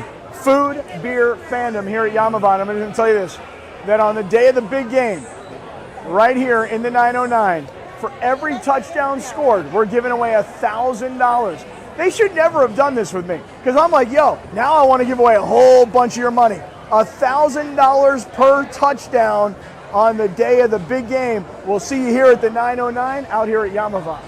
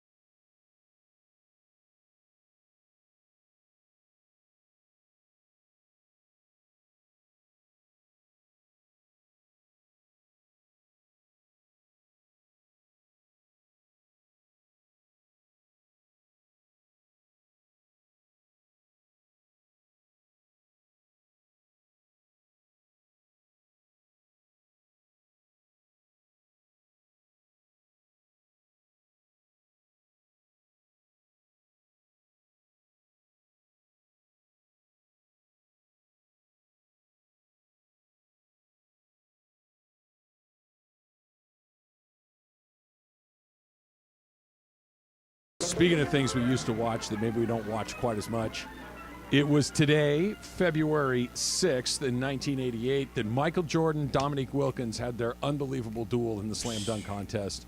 That Michael Jordan won, Dominique won. Absolutely, he did. So I think I told you the story. Lakers were playing the Atlanta Hawks 3 weeks ago, whatever it was. And Dominique comes over and he's talking to Michael. And I'm just kind of listening to their conversation, and I forget who it was. I think it was Michael that said, I can't remember who it was. Somebody had asked Dominique, hey, when you go down on the court and these players see Dominique Wilkins, do they know who Dominique Wilkins is? And he said something to the effect like, a lot of the players, most of them don't really have like too much knowledge of it. Mm-hmm. Can you imagine some of these younger players go see Dominique's highlights? Like, it's as good as any player today that can dunk. I'm with you. His dunks were amazing, but you're asking guys that it was 35 years ago. Like if you were in the 80s and said, "Hey, go back and watch Bob Cousy dribble with his head down." But in 1950s.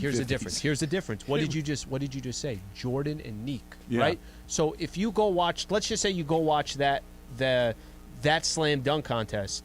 Dominique was playing with Jordan, right? So there, at least everybody's going to have seen Jordan highlights because he's obviously greatest ever or whatever the case is. It was the best dunk contest ever. There's been other moments where like Blake jumping over the car and D Brown. Was it D Brown had the blindfold? Yeah. Cedric did too. Cedric did like, too, covered his eyes. There's been a couple of cool moments. The Aaron Gordon, Zach LaVine was really good. That was good, but nothing like this. Because here's the other thing. Who are we talking about? We're talking about Michael Jordan and Dominique Wilkins. We're not talking about good players or role players. Obi Blake was a Toppin star. of the Knicks. Yeah, Blake was a star. LeBron still has never done it. Right? No, LeBron never did. And I think Vince Carter was the best one. Vince Carter was really good too. Yep. Kobe never did it, right? Kobe did. Kobe won it? Kobe did. Kobe won it. He won that the dunk 96, contest? his rookie year. Did he really? Mm-hmm. No, good for him. That's what everybody should do it once. I know that you want to be cautious, but I gotta be your honest, time is limited. It's turned into like none of the real players do it. Didn't they have G Leaguers not that long ago? I don't know if they had G League. Maybe they did. Maybe they did. But I'm going to just go back to this. Yeah. What happened to? That's right. The former Laker that was in as part of their. That's not good. But what happened to? It's almost like it's a bad. They have perceived it as it's a bad look to do it. Well, okay. Can I? If I'm trying to play amateur psychologist here for a second, I don't think they want to lose. I don't think somebody wants to show up and lose. I think if they thought that they were going to show up and get it, it was fine. Mm-hmm. Whereas now, I don't want to show up and be the guy that's out right away. Dwight did a good job in the Dwight Nate Robinson. Remember, they were all doing it against each other. Yeah. Today in 2011, February 6, 2011, Aaron Rodgers won his one and only Super Bowl in his one and only Super Bowl appearance. That is, quite frankly, weird to say out loud. Aaron Rodgers, Tom Brady, Peyton Manning. You're right. They're at the top. Aaron Rodgers is not far behind Tom Brady. Either one. Yes. Peyton Manning. Yes. Yeah. But Rodgers is the third name on that list over the last 15 years or so. Manning, we know, went to the Super Bowl 4 times. Yeah. Brady went 10. 1? Ben Roethlisberger went twice. Jared Goff's been to the Super Bowl. Joe Flacco has been to the Super Bowl. Eli Manning's got 2. Eli Manning has 2. Hasselbeck went to the Super Bowl. Like, there's this. Jimmy Garoppolo has been to the Super Bowl. Ben's been 3 times. Yeah, he lost once. You're right. And he won twice. 1, 2, went 3. Like, this is one of the great quarterbacks of his generation. 1? That's weird. He has never lost, though. It's like he's batting 1,000. But this is the Jordan thing, right? Like, just because you lose in the wild card round, you don't get extra credit. Sure. Right. They look at 6-0, but they don't look at, well, this guy made it 10 times, and he went 5-4. Right. I never really paid too much attention to that on Aaron Rodgers. I'm with you. I've kind of also always looked at Aaron Rodgers, too, like, damn, that's the cream of the crop. I've always looked at him like that. And until you kind of kept emphasizing, but Allie's only been to 1 Super Bowl. So I just kind of naturally have taken him down of how I view him. And then even, whether it's these last couple of years where they had some opportunities to get back, they always disappoint. Well, that's it, right? It's not just that they got hot one year and went to the Super Bowl and he's been on a bad team. No, they've been either number 1 seeds, they've had buys, they've and you lost go through at Lambeau. You would think that you right? would have the home field advantage. And it's also, do you guys think that he will get to one or win another one with a different team? Like Possible. If he got traded this offseason, do you think he's going to go to a Super It could be one of those weird things where it depends. If he goes to the Raiders, which is seeming more possible, he's talking about all the Raider fans cheering him on at Pebble Beach this weekend. He's not going to take the Raiders to the. But if he made like a very strategic football decision, go to Tennessee, for instance, where all the pieces are there. They're laid out. Pretty good team. They just need a quarterback to kind of take them over the top. So I think it's only going to be that. It has to be the perfect situation, a really good defense. You got a running game. You're going to need all that. Speaking of Tom Brady, he said that he spoke with Fox executives this last week, and he does not expect to begin his broadcasting career until the fall of 2024, which means he will not be in a broadcast booth or in a studio for the entirety of the upcoming NFL season, that the year after that is when we'll finally get Tom Brady. All right, so it's the – what was the movie that just came out? The Brady, 80 for Brady? 80 for Brady. I think he's on a tour for that. I think he's going to spend the entire 2023 promoting that. Did you take it in this weekend? I know you told me a lot of things you did this weekend. Did you get to 80 for Brady? That didn't happen. What was the other one you said? Poker Face? Was it? Poker Face is a show. I didn't see that either. Did you watch it? I didn't get around to it, no. I wanted to see 80 for Brady, but it wasn't showing at the Alamo, so Did I you didn't really? see it. No, I literally... So I have my monthly pass thing where I pay $30 a month and I get to see as many movies as I want. So it allows me to see things I wouldn't normally see. So I was going to go see 80 for Brady and just isn't showing at the Alamo. So I was like, well, I'm going to go watch All Quiet on the Western Front again. Will you go spend your $15 to go see it somewhere else? I'm gonna get whenever it comes on HBO Max or whatever. I'm gonna watch it there. That feels like the better. I feel like I haven't seen John Ireland in, I don't know who that is. in 8 weeks. It's an unfamiliar face. It's been 7 years since I see John. He's on a vaguely- world tour. Imagine how I feel. Vaguely familiar. Vaguely familiar. Traveling the world. Did you see 80 for Brady this weekend? No, I'm waiting to take my mom, but I'm not going to be able to do it during the season. But Mason's seen it. I know. He said it was good. You said it was good. You liked it, right, Yeah. Mace? It did good business too. Did it? Yeah, apparently it did really good business. They drastically discounted it for seniors, which I guess was the target audience for the whole number operation. one movie in the Villages in Florida. Is Hey, Trav, you and I are going to end up there. They got like 19 golf courses. So don't knock the Villages until you see it. I went down a Villages wormhole yesterday. There was something that popped up on my feed that I saw sitting there like, there's how many golf courses here? Yeah, and there's like Florida. 11 restaurants, and that's all I need. Florida, though. I'll worry about that later. we'll open a village in California. Yeah, I was going to say, there should be one like in Malibu. Well, they got or them Ventura. Del Webb communities out there with all the golf We courses could do that. in Palm Springs. Yeah, that's not bad. A little hot. Yeah, my mom lived in like Del Webb Series 4 or Del something. Boca Vista? Boca Vista. Del Boca Sure. Vista. I'm We're going to be gonna all at over the that shuffleboard shuffleboard court. We're going to be at the pool. All over the clubhouse. Yeah. That's how it's going to go. All right, we're going to get into the trade that did not happen and everything else from this week. A little super crosstalk. ESPN AM 710 Los Angeles. KRDC AM 1110 Pasadena, Los Angeles. K256CX 99.1 FM Pasadena, Los Angeles. It's the greatest segment in LA sports radio history. Oh my God. When the shows come together for magic on the radio. It will only grow stronger. Super Crosstalk. Are we ready for Mason and Ireland to join Travis and Slee? Super Crosstalk begins. Super Crosstalk presented by In-N-Out Burger. In-N-Out. That's what a hamburger is all about. It's time for Super Crosstalk. All right, so I've got Sliwa looking at the standings now. There is one after tomorrow. There's one team the Lakers have not faced at all yet this year in the NBA. Who is it? Tomorrow's Oklahoma City. There are two left as of now. Who's the last Played one? Miami. They played Orlando. They played Atlanta. Did they play the Did they- Pistons? Nope. Did they play? No, they've played the Pistons Yeah. twice. Yeah. Did they play Utah? They've played Utah twice. Eastern Conference, right? I'll give you that. Yep. Okay. Okay. Haven't played them at all. Haven't played them here. Haven't played them They there. played Toronto. Oh, I think I got it. Yep. I think I got it. Chicago? Correct. Yeah. Oh, Chicago. Yeah. Haven't played them yet at all. So you just did a one-off to Chicago and back? Is that coming up? No. The one coming up for Super Bowl is Saturday night at Golden State. Then we watch the Super Bowl in Portland. That's right. And then next Monday, a week from today, in Portland. So Al and I spent the vast majority of the show today talking about the deal that wasn't, right? Yeah. That Kyrie Irving is a Dallas Maverick. We were talking about it on Friday, Mace. I thought it was going to happen. I think everybody... Well, Trev, I didn't talk to you on Friday, obviously, Right. because I was out, but I would imagine you hated the idea. No, right? I didn't. I didn't hate the idea. I went in it with my eyes fully wide open, but Right. I would have done it anyway. Your star-driven town came up a couple times. Star effing driven town. No, I think what it is you go in saying, I know what's going to happen eventually, but I'll try it right now anyway. I think that's kind of where I was. When the world burned eventually, Yeah. it would have been one of those, well, we knew it was going to happen, but what did we get out of it? Did we skip over the point where the Nets weren't going to ever send him here because Joe Tsai didn't want to give him his preferred destination? Kyrie Irving. I have heard, and Ramona's going to join us. She's over doing NBA Today. Her and I have been talking to a lot of the same people and a few different ones. I've heard that report is untrue. Oh, really? Joe Tsai they just was liked not the Dallas package better. Correct.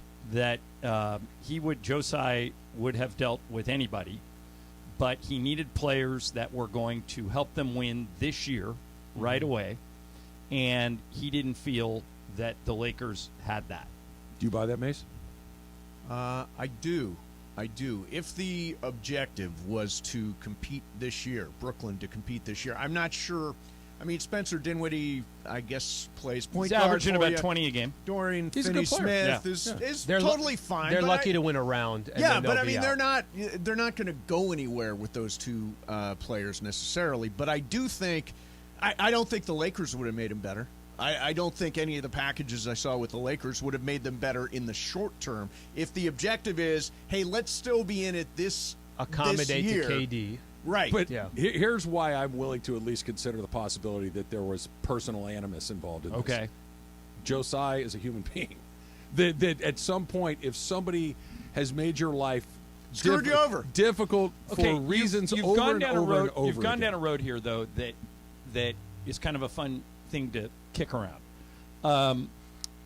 I always say this with Mason. People say, well, the Lakers can never trade him to the Clippers because the Clippers and Lakers are in the same hometown. Mm-hmm. Or you can never trade Aaron Rodgers to the Lions or the Bears because they're in your division and you would have to see them twice a year. Yes. If I'm an owner of any sports team and I'm making a trade, I don't care who I'm trading him to. The only thing I care about is the return.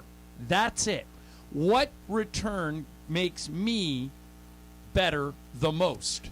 And I don't think most people consider fans think, well, the Lakers will never do a trade with the Clippers. I don't think that's it's not true. I want to answer that. No, they actually have. I want to answer that. Or like the Rams would never do a trade with the Niners or the Chargers. Sure they would. I mean, if the packages were right, I think like the difference is, to me, like if you're talking about Shohei Ohtani, I don't think the Angels make that deal with the Dodgers. If the Dodger package is better than everybody else's, I think they do. But I think that what makes this different, it's not just I don't want to help you because you're in my city or you're a rival. It's not. That's not. It's because of Kyrie.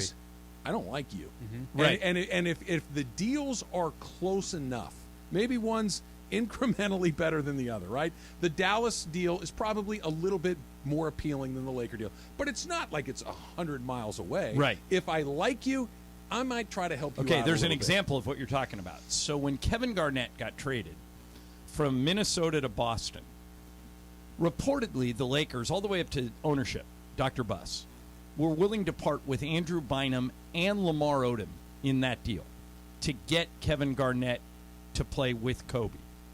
And it would have been Garnett, Kobe, Powell. It would have been, loaded. Mm-hmm. Kevin McHale, famous Celtic, was the GM of the Wolves. So he took Boston's deal over the Laker deal because they were close. So that's an example of what you're talking about. But I think a lot of Laker fans are disappointed today. And the truth is, and people never remember this when it comes time, it takes two to tango. Sure. You have to have a willing partner to make a trade. And the Lakers... Now, what's this tweet LeBron made that you're so bent out of shape Oh, the over? tweet is it me? Yeah, I thought that was... Maybe it's me. Maybe I it's thought it me. was funny. You're like making it out to be some act of... He's always doing it, John.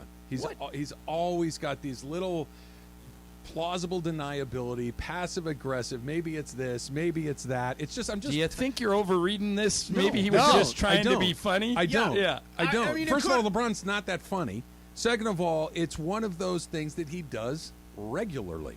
So I'm not going to assume that the 20th time he's done it, this is the time he's cracking a joke. I don't think it's the end of the world, but I do think I'm just done with the cryptic tweets. It's just that they're always there. Hashtag content. They're just I had a unnecessary. completely different take on it than you did. I think that I'm not surprised that LeBron was sitting there going, okay, everybody is going to want me to react to this news. What is the best way to do that? say nothing. Well, he could. If you want to be funny about it, you could just say, "I know you're all waiting, but I got nothing for you on this one." But that it's cryptic. Wait, it's funnier if you say, "Is it me?" But maybe it's me is suggesting what? That exactly. That there's enough Lakers aren't willing to do something for No, him. it's suggesting that that Kyrie passed on LeBron again. It wasn't up to Kyrie. Right. But it wasn't up but to that's Kyrie, why it's funny. right? Yeah. I mean, that's it. Nobody if had this any were the control first over it. time he'd thrown something like that out there, it would be all right, whatever. No, but he's the king of passive-aggressive tweets. Yes. I mean, as soon as Kyrie requested the trade, it was 2 eyeballs in the crown. Yep. Yeah. I mean, great. I like it. I like that he he's engages. trolling us to some degree, but it is fun to talk about. Sure. Yeah, I mean, we're in the content except business. for you. Yeah, it's fun for everybody but you, Yeah, who seems only to be Travis bent doesn't over like this it. tweet. Maybe it's you. Maybe I don't know it's anybody. me. I don't know anybody else Maybe that it is reacted me. to the tweet Mace, the he way you threw did. one I of- think it is you. He threw Travis. He threw Maybe one of the it's me. cameras right when he read it. I've never seen anything like it. At I've never some seen point, anything like It's just it. like, dude, come on, man. Just say something or don't. It's the same thing over and over again. I'm done with it. I like LeBron James. I want to root for him. Wait a minute. Stop. What? You've been trying to trade LeBron for 3 months, and you know it. Yes. So That how can means you I say can't like him? Yes, that's exactly No, what it means. If doesn't. you like him, you're out not of your running him mind. out of town. No, I like the Lakers more than I like LeBron Okay, James. yeah. So if you like the Lakers, why do you want the Lakers without LeBron? Think about what this week would be like if LeBron wasn't John, here. I know you know the answer to this question. Do you know the Lakers' record? Right. Do you know that they're So a do you bad think team? trading LeBron for a poo-poo platter makes the record better? No. What I'm saying is the quicker we can find a way to not run back the same bad result over and over again might result in a better record sooner than But later. Trav, just to play that out, you were just talking about how you wanted to see Kyrie come to the Lakers because it gave them a shot to potentially win a championship. If you were to trade Kyrie, or if you were to trade Braun, which you can't trade, by the way, for the offseason, but if that was going to happen 2 months ago or 3 months ago, then all that chance or opportunity at championship, that piece is lost, right? The Kyrie thing was kind of a one-off. That was such a unique, and it kind of, I don't want to say it came out of nowhere, because with Kyrie, nothing comes out of nowhere. But that was one of those, you know what, this might that was juice very it surprising. to a I degree. thought it was very surprising. I honestly think that, and I left the air on Friday thinking when we get back here Monday, Kyrie's going to be a Laker. I really felt like it was going to happen. I did too. It just seemed like tailor-made and orchestrated. I and all texted these that guys on Saturday. I was in New Orleans, and I texted these guys almost within 10 minutes of each other. The Lakers announced Westbrook was questionable, and the Nets announced that's right. Kyrie was out. Yep. And I went, here we go. Yeah. Now it's who's telling the truth. Did you think it was going to go down? I was talking to enough people that warned me, be skeptical. That if the Lakers controlled this single-handedly, it would happen. It's not the Lakers that are holding this up. It's a willing partner. That's the part that I think we raced past. Yeah. That when we were doing it on Friday, it wasn't like, will the Lakers do it? It was, will the Lakers have enough to make the Nets do it? That we didn't get and to the answer that. to that. We never got to that. Well, the answer turned around to be no. They offered the assets, right?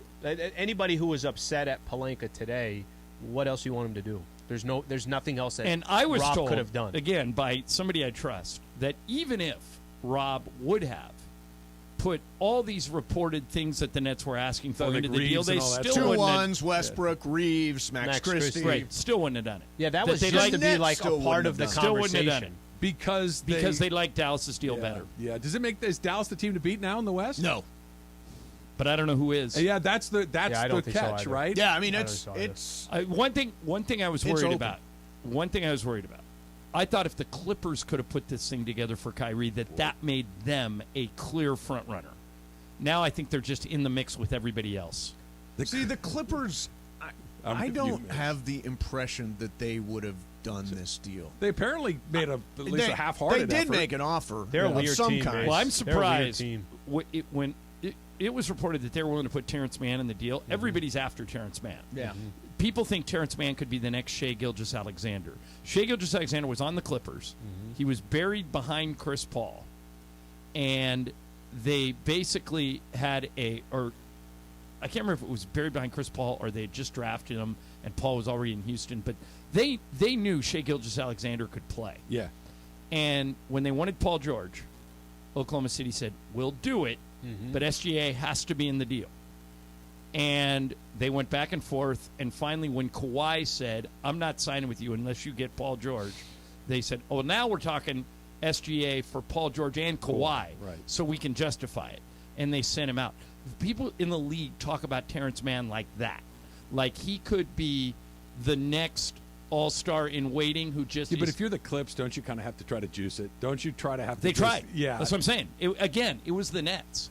The Clippers made a strong offer. I can't tell you how much I would have liked to have watched a team with Paul George, Kawhi Leonard, and Kyrie Irving for all of the reasons. I would have made him the favorite. More than James Harden, KD, and Kyrie. Well, that's what I mean. But the Clippers are almost the favorite. Now, this would have put them, made them somewhat prohibitive favorites. Yeah, a lot of people are picking the Clippers. But see, I like Kyrie. I like Kyrie for 4 months. Okay, we'll get to that. I would not give Kyrie a long-term deal. Dallas hasn't said they're going to extend him. Yeah, I would not give Kyrie a long-term deal. Here's what scares me.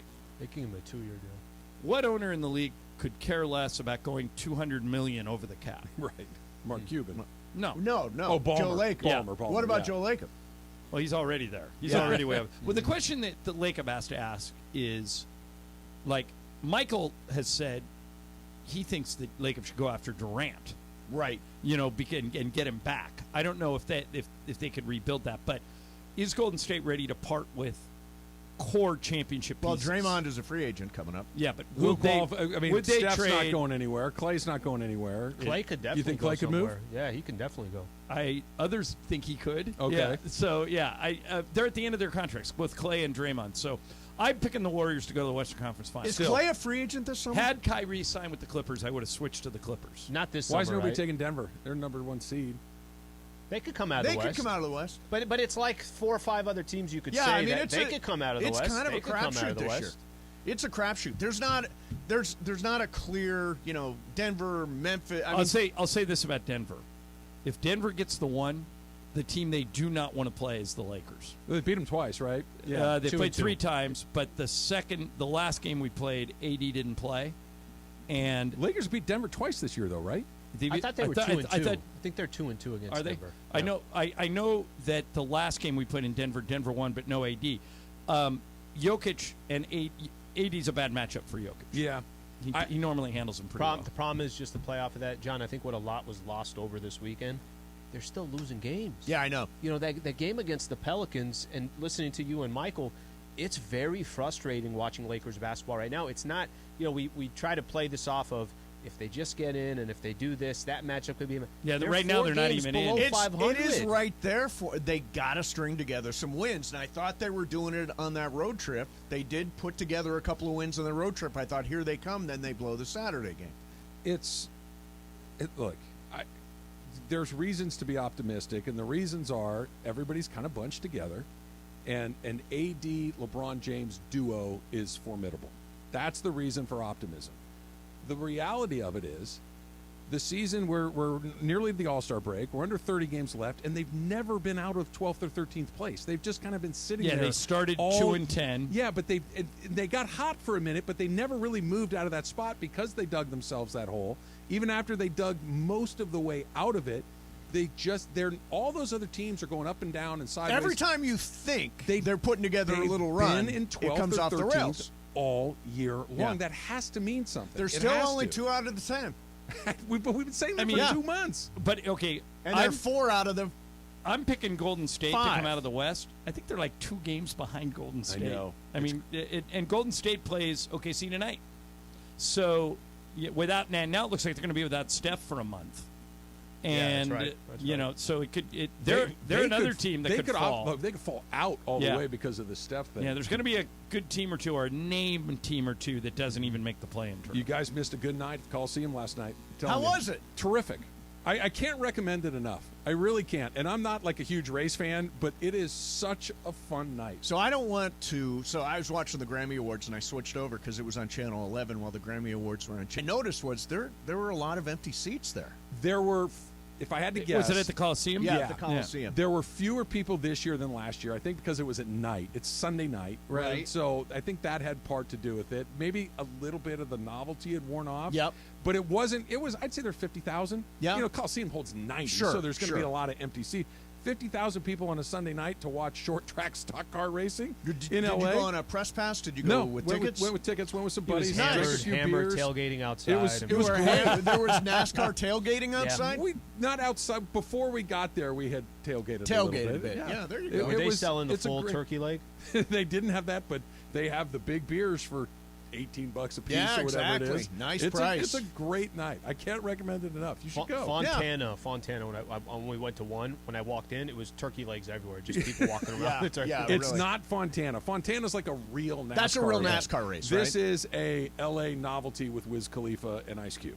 Oh, nice. The last night was Wiz Khalifa. Last year was Ice Cube. Cypress Hill and Pitbull. It's just a good night. Yeah, that's cool, man. Yeah, That's cool. And I get my yeehaw on for one night. Nothing. You get your what? I don't even know. You got your yeehaw. Oh, your yeehaw. Are you mocking the South? Are you mocking Saying NASCAR that fans? NASCAR fans are perhaps What do you have against stock car racing? Take that back. Yeah. Yeehaw. Take it off What the are you podcast. saying? Are you my Jethro yeehaw. from the Beverly Hillbillies? What's wrong with you? I'm going to have my shirts with the bald eagles and American God, flags. you know, and it's I'm so going funny. back. I America. happened to switch on Talladega Nights this weekend for just a minute because I was waiting to watch something else. And there's Ricky Bobby with the decal right on the windshield where he's like, this is A little bit of that. such a There's genius. With my sons, Walker and Texas Ranger, my smoking hot wife. I like how my boys are talking to you, Chip. I'm going to come with you like a spider monkey. Yeah, I will tell you guys off the air. Super Crosstalk's powered by More of that In-N-Out coming up. Burger. That's what a hamburger is all about. Mason and Ireland